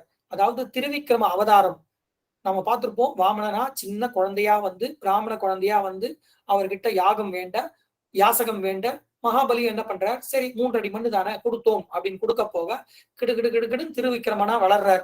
ஓங்கி உலகளந்த உத்தமன் பேர்பாடின்னு சொல்லி ஆண்டாள் எழுதுன போல திருவிக்கிரமனா வளர்றார். அந்த வளரும் பொழுது என்ன ஆயிடுது, அப்போ முதல்ல ஒரு சாதாரண பிராமண குழந்தையா வந்தவர் இப்போ வளரும் பொழுது அவர் அந்த விஸ்வரூப தரிசனத்தை காமிக்கிறார். அந்த விஸ்வரூபமா எடுக்கும் பொழுது என்ன ஆயிடுது, 4 புஜங்களோட அந்த சங்கு சக்கர கதாதாரியாக இருக்கிறார். அப்போ அந்த சங்கானது வந்து சக்கரமானது அவர்கிட்ட வந்து சேர்றது. அதை வந்து திருவாய்மொழியில ஒரு பாசுரத்துல சொல்லியிருப்பார். ஆழி எழ தண்டும் வாழும் எழ அண்டம் மோளை எழ முடிபாதம் எழ அப்பன் ஊழி எழ உலகம் கொண்டவாறே. ஒண்ணு எழுந்து அவர் வளர வளர இதுவும் வளர்ந்து மேல போய் அவரோட திருத்தோள்களை வந்து அலங்கரித்தது அப்படின்னு சொல்லியிருப்பார். அதே விளக்கத்தை வந்து நம்ம பூர்வாசிரியர்கள் வந்து இந்த இடத்துல மாத்தி சொல்றான். என்னன்னா, அப்போ திருவிக்கிரமனாக வளர்ந்தான், அவனுக்கு தேவைப்பட்டதுனால 4 புஜங்களோட அனைவருக்கும் விஸ்வரூப தரிசனத்தை காண்பிக்கணும் அப்படின்றதுக்காக வந்தான். அப்போ சக்கரமும் சங்கும் கதா எல்லாம் வந்து அவங்க கிட்ட சேர்ந்தது. இப்போ தனது பிறவியின் அந்த நோக்கம் முடிஞ்சு திரும்பி போகணும் அப்படின்னும் பொழுது அவனது சங்கல்பத்தினால அந்த சக்கரமானது காகாய மார்க்கத்துல போய் மறைஞ்சிருது. சங்கானது மறைந்தது. இந்த சக்கரம் எப்பேற்பட்ட சக்கரம்? சிசுபாலனை அழித்த சக்கரம், பவுண்டரக வாசுதேவன், காசிராஜன், இப்படி துஷ்டர்கள் அனைவரையும் அழித்த சக்கரம். இந்த சக்கரம் எத்தனையோ பேரை காத்திருக்கு, ரட்சித்திருக்கு. அப்பேற்பட்ட அந்த சக்கரம் இதோ வான்ல போய் மறைஞ்சு கொஞ்சம் கொஞ்சமா காணாம போயிடுறது. அப்போ தாருகன் பார்த்து கதறான், என்ன நடக்குதுன்னே புரியல. அங்க பார்த்தா சங்கு கொஞ்சம் கொஞ்சமா மேல போய் அதுவும் காற்றுல மறைஞ்சு போகுது. எந்த சங்கின் ஒலியை கேட்டு கௌரவர்கள் அனைவரும் தனது முடிவு நெருங்கெடுத்து நினைச்சு பயந்து போனார்களோ, கிளுகிழுக்க வைத்ததோ அந்த சங்கு, எந்த சங்கின் நாதம் அனைவர்களுக்கும், முனிவர்களுக்கும், ரிஷிகளுக்கும் அபயத்தை அளித்ததோ அந்த சங்கு தோ காத்துல காணாம போயிட்டே இருக்கு. கொஞ்சம் கொஞ்சமா மேல போயிட்டே இருக்கு. இப்படி ஒவ்வொரு ஆயுதங்களா வந்து மேல போய் மறைஞ்சுட்டே இருக்கு. தாருகனால பார்த்து தாங்க முடியாம கதறான், அழறான். கிருஷ்ணா என்ன நடக்கிறது, மன்னா என்ன நடக்கிறதுன்னு சொல்லுங்க அப்படின்னு. வேண்டாம், நீ இதெல்லாம் பார்க்காத தாருகா, நீ இதெல்லாம் பார்க்க கூடாது, நீ திரும்பி போ, நான் சொல்றதை மட்டும் கேளு அப்படின்னு சொல்லி அனுப்புற. அவனுடைய விதி பயனானது முடிஞ்சிருது. அவன் கிளம்பி போறான். அதனால நீ எதையும் நினைக்க கூடாதுன்னு. இதையே வந்து திருவாய்மொழியில நம்மாழ்வார் இன்னொரு பாசுரத்துல சாதிக்கிறார். அவரவர் தமதமது அறிவறி வகை வகை அவரவர் இறையவர் எனவடி அடைவர்கள் அவரவர் இறையவர் குறைவிலர் இறையவர் அவரவர் விதி வழி அடைய நின்றனரே. கடைசி பாசுரத்தோட கடைசி வரி அவரவர் விதி வழி அடைய நின்றனரே. ஒவ்வொருவருக்கும் அவருடைய விதி என்னவோ அந்த விதிப்படியாகத்தான் நடக்கும். அவனது கர்ம பயனை அவன் அனுபவித்து அவன் விதி வழியாகத்தான் அவன் சென்று சேர வேண்டிய இலக்கை வந்து அடைவான் அப்படின்னு சொல்லி அந்த இடத்துல நம்மாழ்வார் சொல்லியிருக்கார். இந்த கருத்தை வந்து அந்த இடத்துல கிருஷ்ணர் வந்து தாருகன் கிட்ட சொல்றார். அவரவர் விதி வழி. தாருகா, உனக்கு தெரியாது, அவர்களுடைய விதி இப்படிதான் முடியணும்னு இருக்கு. அவர்களது கர்வம் அகங்காரம் தொலைய வேண்டும் அப்படின்னா இப்படிதான் தொலையணும். மேற்கொண்டு அவர்கள் தவறு செய்யாமல் இருக்க வேண்டும் அப்படின்னா அவர்களுடைய முடிவு வந்து முக்கியம். அதனால அவர்கள் அழிய வேண்டியது இந்த சமயத்துல நிர்பந்தம். அவர்கள் அழியறா, நீ இதெல்லாம் பார்க்காத, நீ திரும்பி போ அப்படின்ற தாருகனால ஏத்துக்க முடியல. இந்த தாருகன் யாருன்னா, நம்ம ஏற்கனவே அந்த சரித்திரத்தை பார்த்திருக்கோம். ருக்மிணி பிராட்டி வந்து ஓலையை கொண்டு வர அந்த க்ஷணமே வந்து தாருகன் கிட்ட சொல்லி அந்த தேரை தயார் செய்து அந்த குதிரையை பூட்டி இரவோடு இரவாக சென்று ருக்மிணியை வந்து அபகரிச்சுன்னு வந்தார் அப்படின்னு நம்ம கேள்விப்பட்டிருக்கோம். அப்பொழுது சாரதியாக இருந்த அதே தாருகன் தான் இந்த தாருகன். இந்த தாருகன் கிருஷ்ணரோட எவ்வளவு இடத்துக்கு போயிருப்பான், எவ்வளவு அந்யோன்யமா இருந்திருப்பான். அப்படி இருந்த அந்த தாருகனால ஏத்துக்க முடியாம கதறி கதறி அழறான். நம்ம இப்போ நாமளே பார்த்தோம்னா நமது தாய் தந்தையர், அதாவது யார் யாருக்கெல்லாம் தாய் தந்தை பிரிந்திருக்கார்களோ அவர்களுக்கு அந்த அனுபவம் தெரியும். நமது தாய் தந்தை பிரிந்த போது நமக்கு அந்த ஒரு க்ஷணம் வந்து எவ்வளவோ கஷ்டப்பட்டிருப்போம்.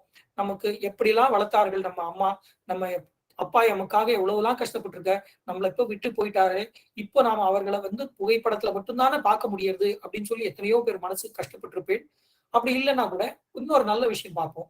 இப்போ நம்ம குழந்தைங்கள்லாம் இருக்கு, படிக்கிறதுக்காக வெளியூருக்கு போறது, வெளி மாநிலமோ இல்ல வெளிநாட்டுக்கோ போறது, இல்ல பிள்ளையோ பெண்ணோ வந்து திருமணமாகி வெளியூருக்கோ வெளிநாட்டுக்கோ போறா. அங்க போகும்போது நமக்கு என்ன தோணும், இந்த குழந்தை அங்க போய் எப்படி இருக்க போகுதுன்னு தெரியலையே, சாப்பாடு கிடைக்குமா கிடைக்காதா, அந்த ஊர் எப்படி இருக்கும்னு தெரியலையே, தட்பவெப்ப சீதோஷ்ணம் எல்லாம் ஒத்துக்குமா ஒத்துக்காதா, உடம்புக்கு ஒண்ணும் வராதா வருமா, எப்படிலாம் இருக்க போறதே குழந்தைன்னு சொல்லி மனசு எப்படிலாம் அலைக்கழிக்கும். தொலைபேசியில பேசுறோம், முகத்தை பார்த்துட்டே பேசுறோம், எவ்வளவு இருந்தாலும் அந்த மனசானது அடிச்சுட்டே இருக்கும். இதெல்லாம் என்ன, ஒரு குறைந்த வருஷங்கள் தான், ஒரு 20, 30, 40 வருஷம் இருந்திருக்குமா நம்ம தாயோட தந்தையோடையோ இல்ல குழந்தைங்களோடயோ இருக்கிறது. இந்த ஒரு 40 வருஷத்துக்குள்ளேயே இவ்வளவு ஈடுபாடு இருந்தாலும் ஆண்டாள் பாசுரத்துல சொன்ன மாதிரி எற்றைக்கும் ஏழேழு பிறவிக்கும் நமக்கு தாயாகவும் தந்தையாகவும் இருக்கக்கூடிய அந்த கிருஷ்ண பரமாத்மா இப்ப விட்டுட்டு போக போறான் அப்படின்னும் போது அந்த தாருகனால ஏற்க முடியுமா? ஏன்னா அந்த தாருகன் வந்து அந்த அளவுக்கு வந்து கிருஷ்ணரோட இருந்திருக்க, அந்யோன்யமா பழகியிருக்கான். அவனால ஏத்துக்க முடியாம ஓன்னு கதறி அழறான். கிருஷ்ணா என்னை விட்டு போகாத அப்படி. இருந்தாலும் பரவாயில்ல, நீ போக வேண்டியது ரொம்ப முக்கியம், நான் சொல்ற விஷயத்த கேளு, நீ போ, அஸ்தனாபுரம் போய் அர்ஜுனன் கிட்ட சொல்லு, எனது தர்ம பத்னிகள் அனைவரையும் காக்க வேண்டும். அதாவது 16,108 தர்ம பத்னிகள் அனைவரையும் அவன் வந்து பாதுகாக்கணும்னு சொல்லு. இது நான் அவனுக்கு கொடுத்த கைங்கரியமாக ஏற்றுக்கொண்டு அவனை செய்ய சொல்லு, நீ போ அப்படின்ற. இவன் வந்து தாங்க முடியல. தேவகி, ரோகிணி, வசுதேவர் அவர்கிட்ட போய் இப்படி நடந்த விஷயத்த சொல்லு. யாதவர்கள் ஒருத்தர் அடிச்சுட்டு மாண்டு போனார்கள். இப்போ கிருஷ்ணரும் வந்து தன்னிடை ஜோதி எழுந்தருளத்துக்காக போக போறார் அப்படின்ற விஷயத்த போய் எடுத்து சொல்லு அப்படின்னு சொல்ற. ருக்மணி கிட்டையும் விஷயத்த சொல்லிடு, நான் கிளம்ப போறேன் அப்படின்ற. தாருகன் ஏற்றுக்க முடியாம கதறி கதறி கதறி அழறான். குலுங்கி குலுங்கி அழறான். கிருஷ்ணா என்னை விட்டு போகாத, என்னை போக சொல்லாத அப்படின்றான். இல்ல தாருகா போய் தான் ஆகணும், கிளம்பி போ அப்படின்றான். தாருகணம் வந்து கிளம்பி போய் விஷயத்த சொல்ல போறான். இந்த விஷயத்த கேள்விப்பட்ட உடனே செய்தியானது எல்லா இடத்துக்கும் பரவ ஆரம்பிக்கிறது. செய்தியை கேட்ட உடனே எல்லாரும் ஓடி வரா.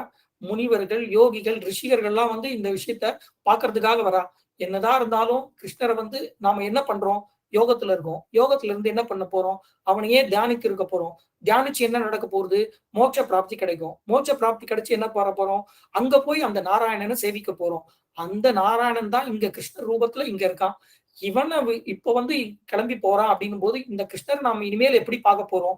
எப்போ மோட்சம் கிடைக்கும்? நாம எப்ப நாராயண தரிசனம் கிடைக்கும் தெரியலையேன்னு சொல்லி இவர்களே மனசு சஞ்சலப்பட்டு व्यசனப்பட்டு ஓன்னு அழ ஆரம்பிச்சு முனிவர்கள்லாம் கடந்து ஓடி வரா அந்த இடத்துக்காக, கிருஷ்ணரை பார்க்கறதுக்காக. இது நடந்துட்டு இருக்கும் போது தேவகி, ரோகிணி, வசுதேவர், ருக்மணி எல்லாரும் செய்தி போக எல்லாரும் அந்த இடத்தை தேடி ஓடி வந்துட்டு இருக்கா. ஒவ்வொருத்தர்களும் வரா. துவாரகா வாசிகள்லாம் அந்த பிரிவினையை தாங்க முடியாம எல்லாரும் வந்து ஒவ்வொன்னு அழ ஆரம்பிச்சிடுறா. எல்லாரும் அந்த இடத்தை தேடி ஓடி வந்துட்டு இருக்கா. அந்த சரீரமானது இப்போ மறைய போறது. கிருஷ்ண பரமாத்மா அந்த சரீரத்தை விட்டு போக போறார். அந்த சரீரம் எப்பேற்பட்ட சரீரம் அப்படின்றத பாகவதத்துல ஒரு ஸ்கந்தத்துல அழகா சொல்லியிருப்பாங்க. எந்த சரீரத்தை பார்த்து பெண்டிர்கள் பார்வையை திருப்ப முடியாமல் கதறினார்களோ, கஷ்டப்பட்டார்களோ, அதாவது கோகுலத்துல இருக்கும்போது ஒவ்வொரு கோபிகாஸ்திரிகளும் வந்து இந்த கிருஷ்ணனை பார்த்து அவனது அழகில் மயங்கி எப்பொழுது கிருஷ்ணனை பார்க்க போறோம், எப்போ கிருஷ்ணனை பார்க்க போறோம், நம்ம வீட்டுக்கு வரலையே, அந்த வெண்ணப்பானையை உடைக்கலையேன்னு சொல்லி எவ்வளவோ ஏங்கி இருப்பா. அந்த சரீரத்தை விட்டு கிருஷ்ண பரமாத்மா போக போறார். சாதுக்கள் எந்த உருவ வர்ணனையை நினைச்சிண்டு எந்த உருவத்தை தனது மனதில் நினைத்து கொண்டு அந்த உருவத்தையே தியானித்து கொண்டு மோட்ச பிராப்தி அடைய வேண்டும் அப்படின்னு நினைச்சார்களோ அந்த சரீரத்தை விட்டு கிருஷ்ண பரமாத்மா போக போறார். மேற்கொண்டு எந்த மனிதர்கள்லாம் வந்து அந்த தேகத்தை வந்து பாடியதனாலேயே அவர்கள் பெரிய கவிஞர்கள் ஆனார்களோ அந்த தேகத்தை விட்டு கிருஷ்ண பரமாத்மா கிளம்ப போறார். இந்த பாரத போர் நடந்துட்டு இருக்கு. அந்த பாரத போர்ல அர்ஜுனன் பல வீரர்களை சாய்க்கிற. எல்லா வீரர்களும் அம்படிப்பட்டு கொஞ்சம் கொஞ்சமா குற்றுயிரா குலையுயிரா இருந்து அந்த உயிரானது பிரிய போறது. அந்த பிரியும் தருவாயில கூட அந்த கிருஷ்ணரை பார்க்கிறார். அந்த தேகத்தை பார்த்து சாயுபிய முக்தி அடைந்தார்கள் அப்படின்ற அந்த சரித்திரம் இருக்கு. அந்த சரீரத்தை விட்டு கிருஷ்ணர் கிளம்ப போறார் அப்படின்னு சொல்லி அந்த பாகவதத்துல அந்த ஸ்கந்தத்துல சொல்லியிருப்பா. இதை படிச்சேன்னா வந்து அப்படியே மனசு வந்து ஆடி போயிடும். அந்த அளவுக்கு நல்லா இருக்கும். அப்பேற்பட்ட அந்த சரீரத்தை விட்டு கிருஷ்ணர் கிளம்புறதுக்காக ஏற்பாடு எல்லாம் பண்ணிட்டு இருக்கார். அந்த அப்ராகிருதமான சரீரத்தை விட்டு கிருஷ்ணர் வந்து பரமபதம் போறதுக்காக ஆயத்தத்தை எல்லாம் ரெடி பண்ணி சரி பண்ணிட்டு இருக்கார். இந்த செய்தியானது ஒவ்வொருத்தருக்கு போறது. உண்ணும் சோறு பருகு நீர் தின்னும் வெத்தலையும் எல்லாம் கண்ணன் இருந்த அந்த கோபிகைகள் விழுந்து அழுது புரள்றா. கிருஷ்ணர் வந்து என்னதான் இருந்தாலும் திரும்பி நம்மளை வந்து பார்க்கல, இருந்தாலும் இருக்கிறான்ற அந்த ஒரு விஷயத்தை கேட்டு அவனோட இருந்த நாட்களை எல்லாம் நினைச்சு அவங்க சந்தோஷப்பட்டிருந்தா அந்த கிருஷ்ணன் கிளம்ப போறானே நினைச்சு அவளால ஏற்றுக்க முடியல. எல்லாரும் கதறி அழறார்கள். அப்படி இருக்கும்போது சரி இந்த விஷயம் நடந்து எல்லாரும் வந்துட்டு இருக்கா.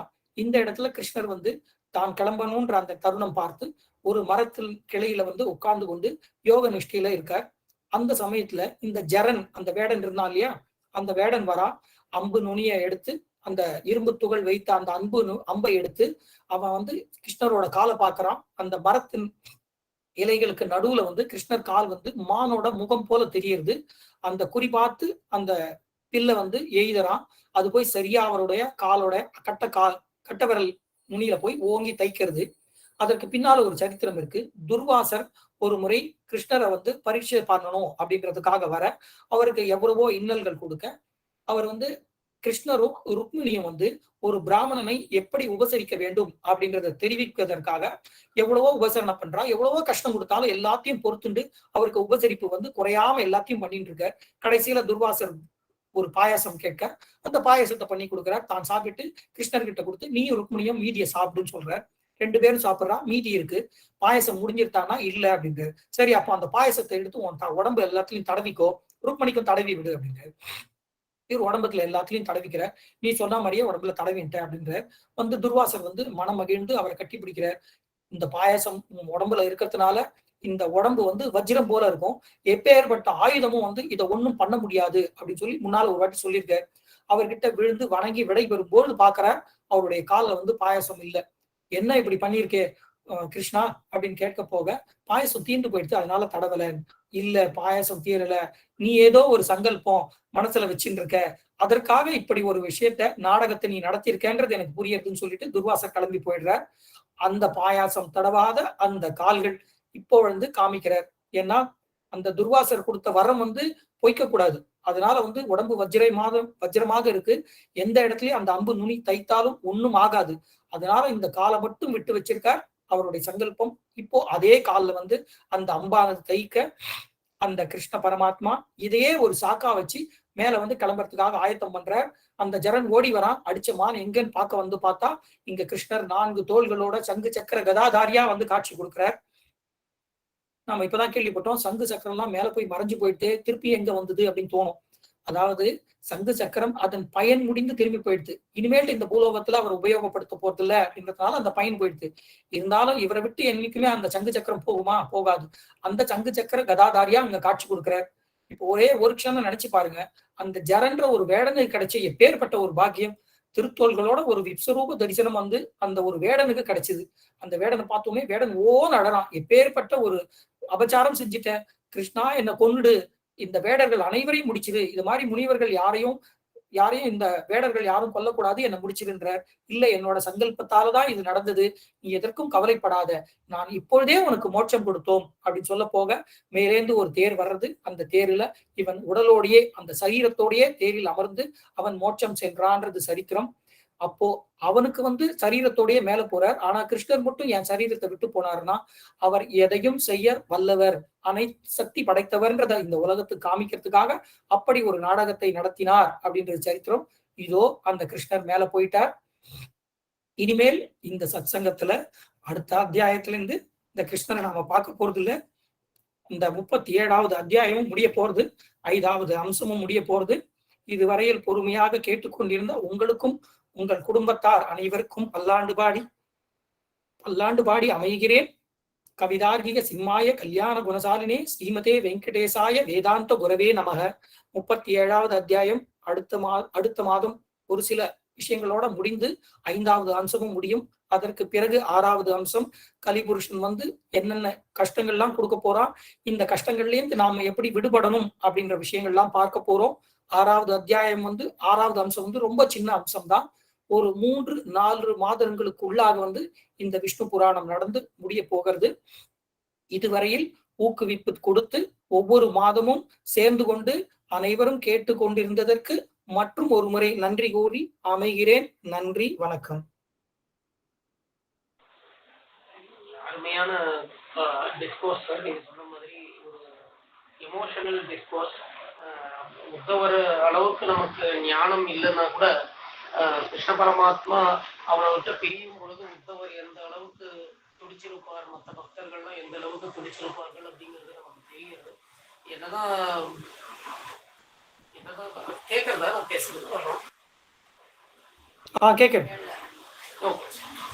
என்னதான் நமக்கு எல்லா இடத்துலயும் பரமாத்மா நிறைஞ்சு இருக்கார் அப்படிங்கிற ஞானம் எல்லா ஞானிகள் கிட்ட இருந்தாலும் கூட பரமாத்மா அவதார ரூபமா அவர்கள் கிட்ட இருந்து பிரியும் பொழுது அவர்கள் அடையக்கூடிய அந்த வலி, வேதனை அதெல்லாம் நம்ம யதா சக்தி நம்மளால எவ்வளவு முடியுதோ அந்த அளவுக்கு நம்மளால புரிஞ்சிக்க முடியறது. நிஜமாவே ஒரு எமோஷனல் செஷன். எங்களுக்கும் இந்த விஷ்ணு புராணம் கொஞ்சம் கொஞ்சமா அதோட முடிவை நெருங்கி போயிட்டு இருக்கே அப்படிங்கிறது எங்களுக்கும் கஷ்டமா இருந்தது, எல்லாமே இருக்கு. ஏன்னா இந்த விஷ்ணு புராண ரூபத்துல நாம பரமாத்மாவை ஒவ்வொரு 2வது ஞாயிற்றுக்கிழமையும் தரிசனம் பண்ணிட்டு இருக்கோம்.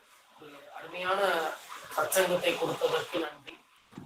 அடுத்ததாக நம்மளோட இந்த மோட்சதர்சன சத்சங்கத்துல செக்ஷன்ல நமக்காக சிஆர் சைத்தன்யா அவர்கள் குழந்தை 4th ஸ்டாண்டர்ட் தான் படிக்கிறார், அவர் பேச போறார். ஸோ அருணகிரி நாதரோட அவர் இயற்றிய அந்த திருப்புகழ இருக்கின்ற அந்த திருப்புகழ் வாயில நமக்கு ராமாயணத்தை எடுத்து சொல்ல போறார். Over to you Chaitanya.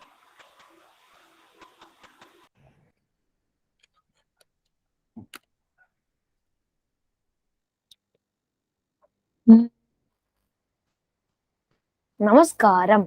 என்னோட பேர் சைத்தன்யா. இன்னைக்கு திருப்புகழ் சுந்தர காண்டம் பத்தி பேச போறேன். திருப்புகழ் அருணகிரிநாதரால் முருகர் மீது பாடப்பட்டது. திருப்புகழ் என்றார் திருவின் புகழ், glories of the divine. Murugar மீது பாடல்கள் அமைந்திருந்தாலும் ராமாயணம் மற்றும் மகாபாரதத்தின் குறிப்பீடுகள் ரெஃபரன்சஸ் நிறைய உள்ளது. 150க்கும் மேற்பட்ட திருப்புகழில் ராமாயணம் குறிப்புகள் உள்ளது. ராமஜனனத்தில் இருந்து பட்டாபிஷேகம் வரை அனைத்து முக்கியமான நிகழ்வுகளும் இடம்பெற்றுள்ளது. இதில் முக்கியமாக சுந்தர காண்டம், கதிர்காமம், முருகர் மீது பாடப்பட்ட திருப்புகழில் இடம்பெற்றுள்ளது. இப்போ அந்த திருப்புகழை பார்க்கலாம். உடுக்க தூகில் வேண்டும் நீழ்பசி யவீக்க கனபானம் வேணுனல் ஓலிக்கு உணலாடை வேணும் நெய்யுறு நோயை ஒழிக்க பரிகாரம் வேணும் உள்ளிருக்க சிறுநாரி வேணும் படுக்க தனி வீடு வேணும் இவகை யாமோ கிடைத்து கிரகவாசியாகிய மயக்க கடலாடி நீடிய கீழைக்கு பரிபாலனாய் உயிரவமே போ கிருபை சீத்தமும் ஞான போதமும் மழைத்து தர வேணும் ஓழ்பவ இரி கூசுழல் வேணையாளுவ தோறு நாளே குடக்கு சில தூதர் தேடுக வடக்கு சில தூதர் நாண்டுக கூனக்கு சில தூதர் தேடுக மேவி உரிப்பி குறி காணும் மாறித்தி இனித்தே ஒரு தூது போவது குறிப்பி குறி போன போதில் வரலாமோ அடிக்கு திறக்காரராகிய அரக்கர் இளையாத தீரனு மலைக்கு புறமேவி மாதுவன பேசன் அரோட் போற்றிருவாழி ஓதிரும் வாழி தூற்றவர் மே மனோகர் மாளி தூக்குதிர்காமமேவிய பேரு மாளே கிருபை சீத்தமும் ஞான போதமும் மழைத்து தர வேணுவோழ்பவ கிரி கூசுழல் வேணையாளுவ தோறு நாளே கதிர்காமமேவிய பேரு மாளே. அருணகிரிநாதர் சொல்றார், குடக்கு சில தூத தேடுக. குடக்குனா மேற்கு திசை, மேற்கு திசையில் செல்லுதர்கள் தேடட்டும் என்றும்.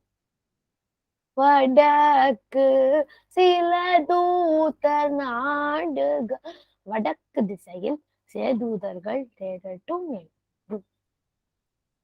கூனக்கு சில தூதர் தேடுக மென்னமே. உனக்குனா கிழக்கு திசை, கிழக்கு திசையில் சேதூதர்கள் தேடட்டும் என்றும் அனுப்பி.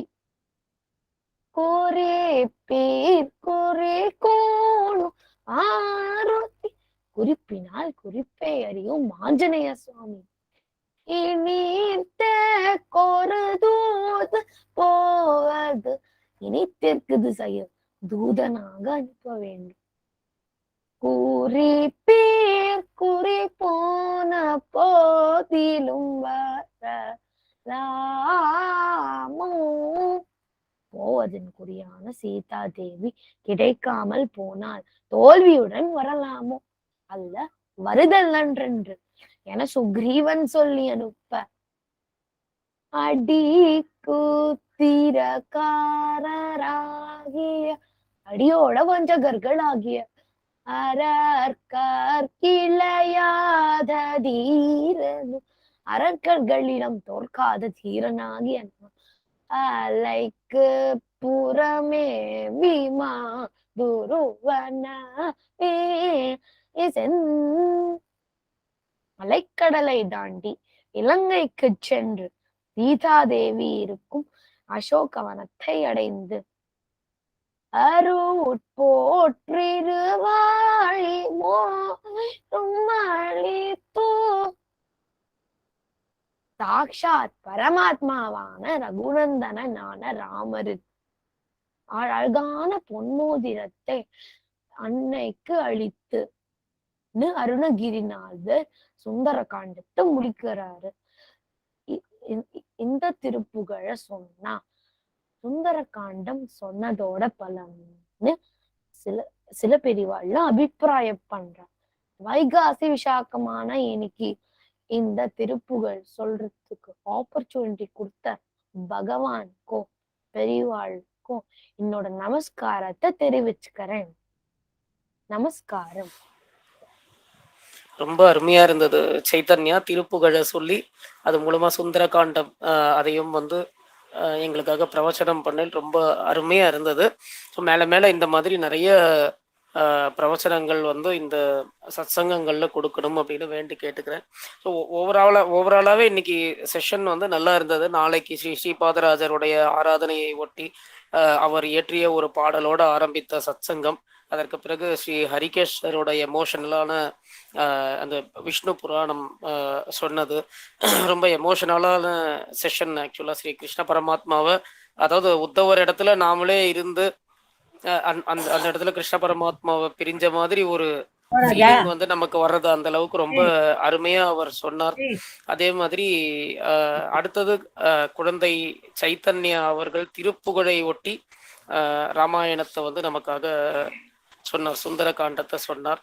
எல்லாமே இந்த செஷன் ஓவராலா ரொம்ப ஒரு அருமையான செஷனா இருந்தது. மற்ற சஜ்ஜனர்களும் தாராளமா மைக்கை அன்மியூட் பண்ணிட்டு அவர்களுடைய ஃபீட்பேக்கை ஷேர் பண்ணலாம். மேலும் ஏதாவது கேள்விகள் இருந்தாலும் தாராளமா அன்மியூட் பண்ணிட்டு கேளுங்க, பதில் சொல்லப்படும். ஹரே ஸ்ரீனிவாசா, எல்லாருக்கும் என்னுடைய ஆசீர்வாதங்கள்.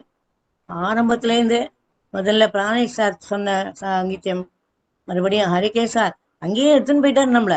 நம்ம இந்த உலகத்திலேயே இல்லை, இந்த இதுலயும் நம்ம சித்தத்திலையும் நம்ம இல்லை. அவ்வளோ அருமையா டைரக்டா படம் மாதிரி நீங்க சொல்ற மாதிரி சினிமா படம் மாதிரியே அவ்வளோ இதுவா நம்மளை உருக்க வச்சுட்டார். ரொம்ப ரொம்ப நம்மளே நம்ம இழந்துட்டோம். அவ்வளவு தூரம் பக்தி மார்க்கத்தை நம்ம கொண்டு போயிட்டார். ரொம்ப அருமையா இருந்தது, ரொம்ப ரொம்ப அருமை.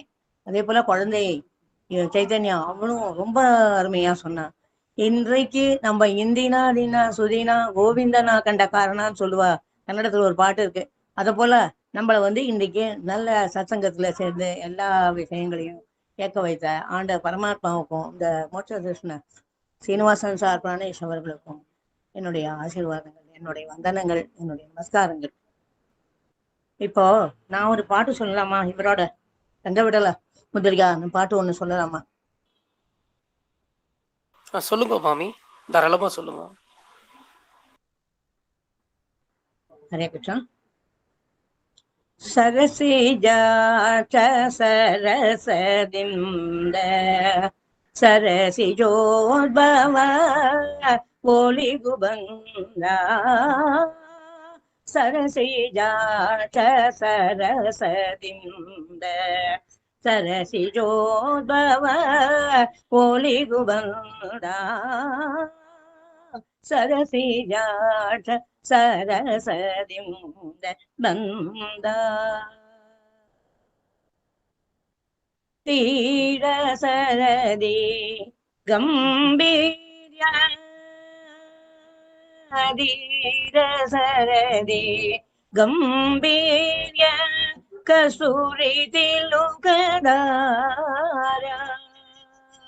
தீரசரதி கம்பீர்ய கசூரி திலுகதார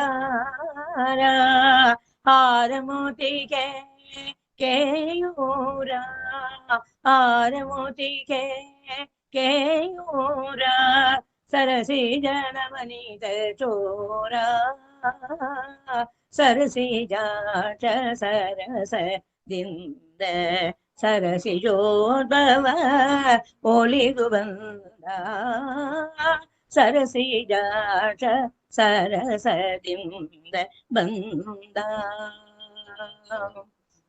அங்கனியர குண்ட கூச்சகளா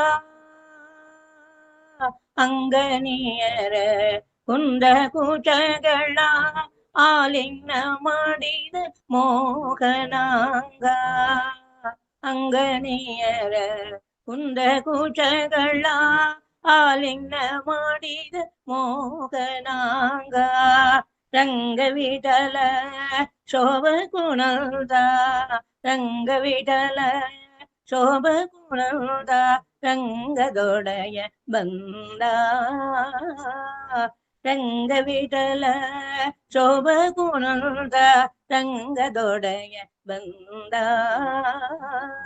ಸರಸಿಜಾಟ ಸರಸದಿಂದ ಸರಸಿಜೋದ್ಭವ ಹೋಲಿಗು ಬಂದ ಸರಸಿಜಾಟ சரசதிந்த ಬಂದ. தேங்க்யூ. ரொம்ப சந்தோஷம் இந்த வாய்ப்பை எனக்கு கொடுத்ததுக்கு. எல்லாருக்கும் ரொம்ப ரொம்ப சந்தோஷம். சஜ்ஜனர்களுக்கு என்னுடைய வாழ்த்துக்கள். நமஸ்காரம் மாமி. ரொம்ப ரொம்ப அருமையாக பாடினேன். ரொம்ப தேங்க்ஸ். ஸோ அந்த ரங்கவிட்டல விக்கிரகம் வந்து ஜாம்பவதி பூஜை பண்ண கிருஷ்ண விக்கிரகம். ஆக்சுவலாக அந்த ரங்கவிட்டல விக்கிரகம் பண்டரிபுரத்திற்கு போயிருந்தச்சு. ஸ்ரீ ஸ்ரீபாதராஜர், ஸ்ரீ வியாசராஜ தீர்த்தர், ஸ்ரீ பிரம்மண்ய தீர்த்தர் எல்லாரும் பண்டரிபுரத்திற்கு போயிருந்தச்சு. ஸ்ரீபாதராஜருக்கு வந்து கனவுல வந்து அந்த பீமரதி நதி தீரத்தில் வந்து தோண்டினா 2 சம்புடம் கிடைக்கும் அப்படின்னு சொல்லி கனவுல வந்து அவர் வந்து அதே இடத்துல கனவுல வந்து அதே இடத்துல ஸ்ரீபாதராஜர் போய் அதை தோண்டி எடுத்து அதுலேருந்து 2 சம்புட்டம் வந்தது. ஒன்று வந்து ரங்கவிட்டல விக்கிரகம், அதை அவர் வச்சுட்டு அது வரைக்கும் அவர் வந்து கோபிநாதா அப்படிங்கிற அங்கிதத்தில் வந்து பாடல்கள் இயற்றின்னு இருந்தார். அதற்கப்புறம் வந்து அந்த விக்கிரகம் கிடைச்ச பிறகு அதுலேருந்து அவர் சொப்பனத்தில் கிடைத்த அந்த அங்கிதத்தை வச்சு ரங்கவிட்டலா அப்படிங்கிற பெயரில் வந்து பாடல்களை அவர் வந்து இயற்றின்னு இருந்தார். இன்னொரு சம்புட்டத்தில் இருந்தது கோபாலகிருஷ்ண விக்கிரகம். அதை தான் தன்னுடைய சிஷ்யரான ஸ்ரீ வியாசராஜ தீர்த்தர்கிட்ட கொடுத்து அது வந்து ஸ்ரீ வியாசராஜ மடத்தில் இன்னைக்கும் இருந்துட்டே வர்றது. ஸோ அந்த ரங்கவிட்டல அங்கீதத்தில் பாடல் ஒன்று பாடி நாளைக்கு ஸ்ரீபாதராஜர் ஆராதனை, அதை முன்னிட்டு பாடல் பாடியதற்கு மிக்க நன்றி. வேற ಶ್ರೀನಿವಾಸ, ನಮಸ್ಕಾರ ಅತ್ತೆ. ಹರೇ ಶ್ರೀನಿವಾಸ. ಮಾತಾಡಕ್ಕೆ ಆಗಿಲ್ಲ. ತುಂಬ ಚೆನ್ನಾಗಿತ್ತು. ரொம்ப நல்லா இருந்தது. பேசக்கூட வார்த்தைகள் கிடைக்கல. ரொம்ப அவர் சொன்ன மாதிரி எமோஷ்னல் சிச்சுவேஷன். பகவான் இடத்துல பக்தி இருக்கிறவங்களுக்கு அந்த எமோஷன் கண்டிப்பாக கிடைச்சிருக்கும். அந்த எமோஷனை வந்து ஃபீல் பண்ணுறவளுக்கு தான் தெரியும் அது எப்படி இருக்குங்கிறது. ஸோ உண்மையிலே நல்லா இருந்தது. கண்களி தியாத்தக்கோ காவேரி ரங்கா. ஸோ விரஜா நதி தாண்டினாம யாருக்கும் லிங்க தேக பங்கம் இல்லைன்னு அன்னைக்கே ஸ்ரீபாதராஜர் சொல்லிட்டார். அது இம்பார்ட்டன்ட்டு. குழந்தையும் நல்லா பண்ணினான். பட் ஹரிகேஷனுடைய விஷ்ணு புராணம் இந்த அத்தியாயத்தோட கிருஷ்ணனுடைய இதோட முடியறதுன்னு சொல்றப்போ ரொம்பவே மனசுக்கு கஷ்டமா தான் இருக்கு. ஸோ உத்தவன் ஆக முடியாது. உத்தவங்கிற ஊங்கிற எழுத்துக்கு கூட நம்மளுக்கு யோகிதை இருக்கான்னு தெரியல. பட் ஆனால் ரொம்பவே நல்லா இருந்தது. நான் தழுக்க வார்த்தைகள் பேசுறதுக்கு கொஞ்சம் யோசனை பண்ணி பேச வேண்டியதா இருக்கு. ரொம்ப சந்தோஷமாவும் இருக்கு. அதே சமயத்துல ஆனந்த கண்ணீரோடு ரொம்ப நல்லாவும் இருந்தது. அவரே ரொம்ப எமோஷன் ஆகி சொன்னார். ரொம்ப நல்லா இருந்தது. First class section. ஸோ எங்களாலையும் இந்த மாதிரி ஒரு அனுப்பில் வந்து ராமருடைய இதுக்கு வந்து உதிர்த்த மாதிரி எங்களாலையும் இந்த ஒரு சின்ன ஒரு இது கேட்க முடிஞ்சது அப்படின்னா அது பகவந்தனுடைய கிருப்பை. எங்களை இந்த மாதிரி ஒரு சத் சங்கத்தில் கொண்டு வந்து சேர்த்த சீனிவாசன் சார் அவருடைய அப்பாவுக்கும் ரொம்ப நன்றி. இந்த வயசுலையும் குரல் நல்லா அழகாக சூப்பராக பாடினா ரொம்ப நல்லா இருந்தது அந்த பாட்டு. கலைஞர் தியாத்தக்கோ. ஸோ நிஜமாவே ரொம்ப சந்தோஷம். அந்த கனவுல வந்து ரங்க விட்டல முதிரிக்க கிடைத்தது, அதனால ரங்க விட்டலன்னு ஆரம்பிச்சார். அதுக்கு முன்னால கோபிநாத்தன் சொன்ன பாடல முதிரிக்கை எடுக்கிற மாதிரி எந்த பாடலும் கிடைக்கல. நானும் தேடி பார்த்துட்டு இருக்கேன், கிடைக்கல. ஏதாவது உங்களுக்கு கிடைத்தால் ஒரே ஒரு பாடல் இருந்தா கூட அது மகத்துவம் ஜாஸ்தி கிடைக்கிறதான்னு பாருங்க, இருந்தாலும் அனுப்புங்க. ஹரே சீனிவாசன். ரொம்ப ரொம்ப ரொம்ப ரொம்ப ரொம்ப சந்தோஷமா இருக்கு. நல்லா மனசுக்கு திருப்தியா இருக்கு. ஹரே சீனிவாசா. ஹரே சீனிவாசன். பிராணேஷ் பேசுறேன். ரொம்ப அருமையான செஷன். ஹரிகேஷ் சார் ரொம்ப எமோஷனலாக கிருஷ்ணர் நம்மளோட வாழ்ந்து அவரை நம்ம விட்டு அப்படியே வைகுண்டம் புறப்பட்டு போகிற மாதிரி ஒரு நிகழ்வை அவருடைய சொற்பொழிவில் தழுதழுத்த குரலில் சொன்னார். ஆனந்த அழுகையாக வந்தாலும் அது பகவானுடைய சரிதம்ங்கிறதுனால ஒரு ஆனந்த கண்ணீராக மாறி இருக்கு.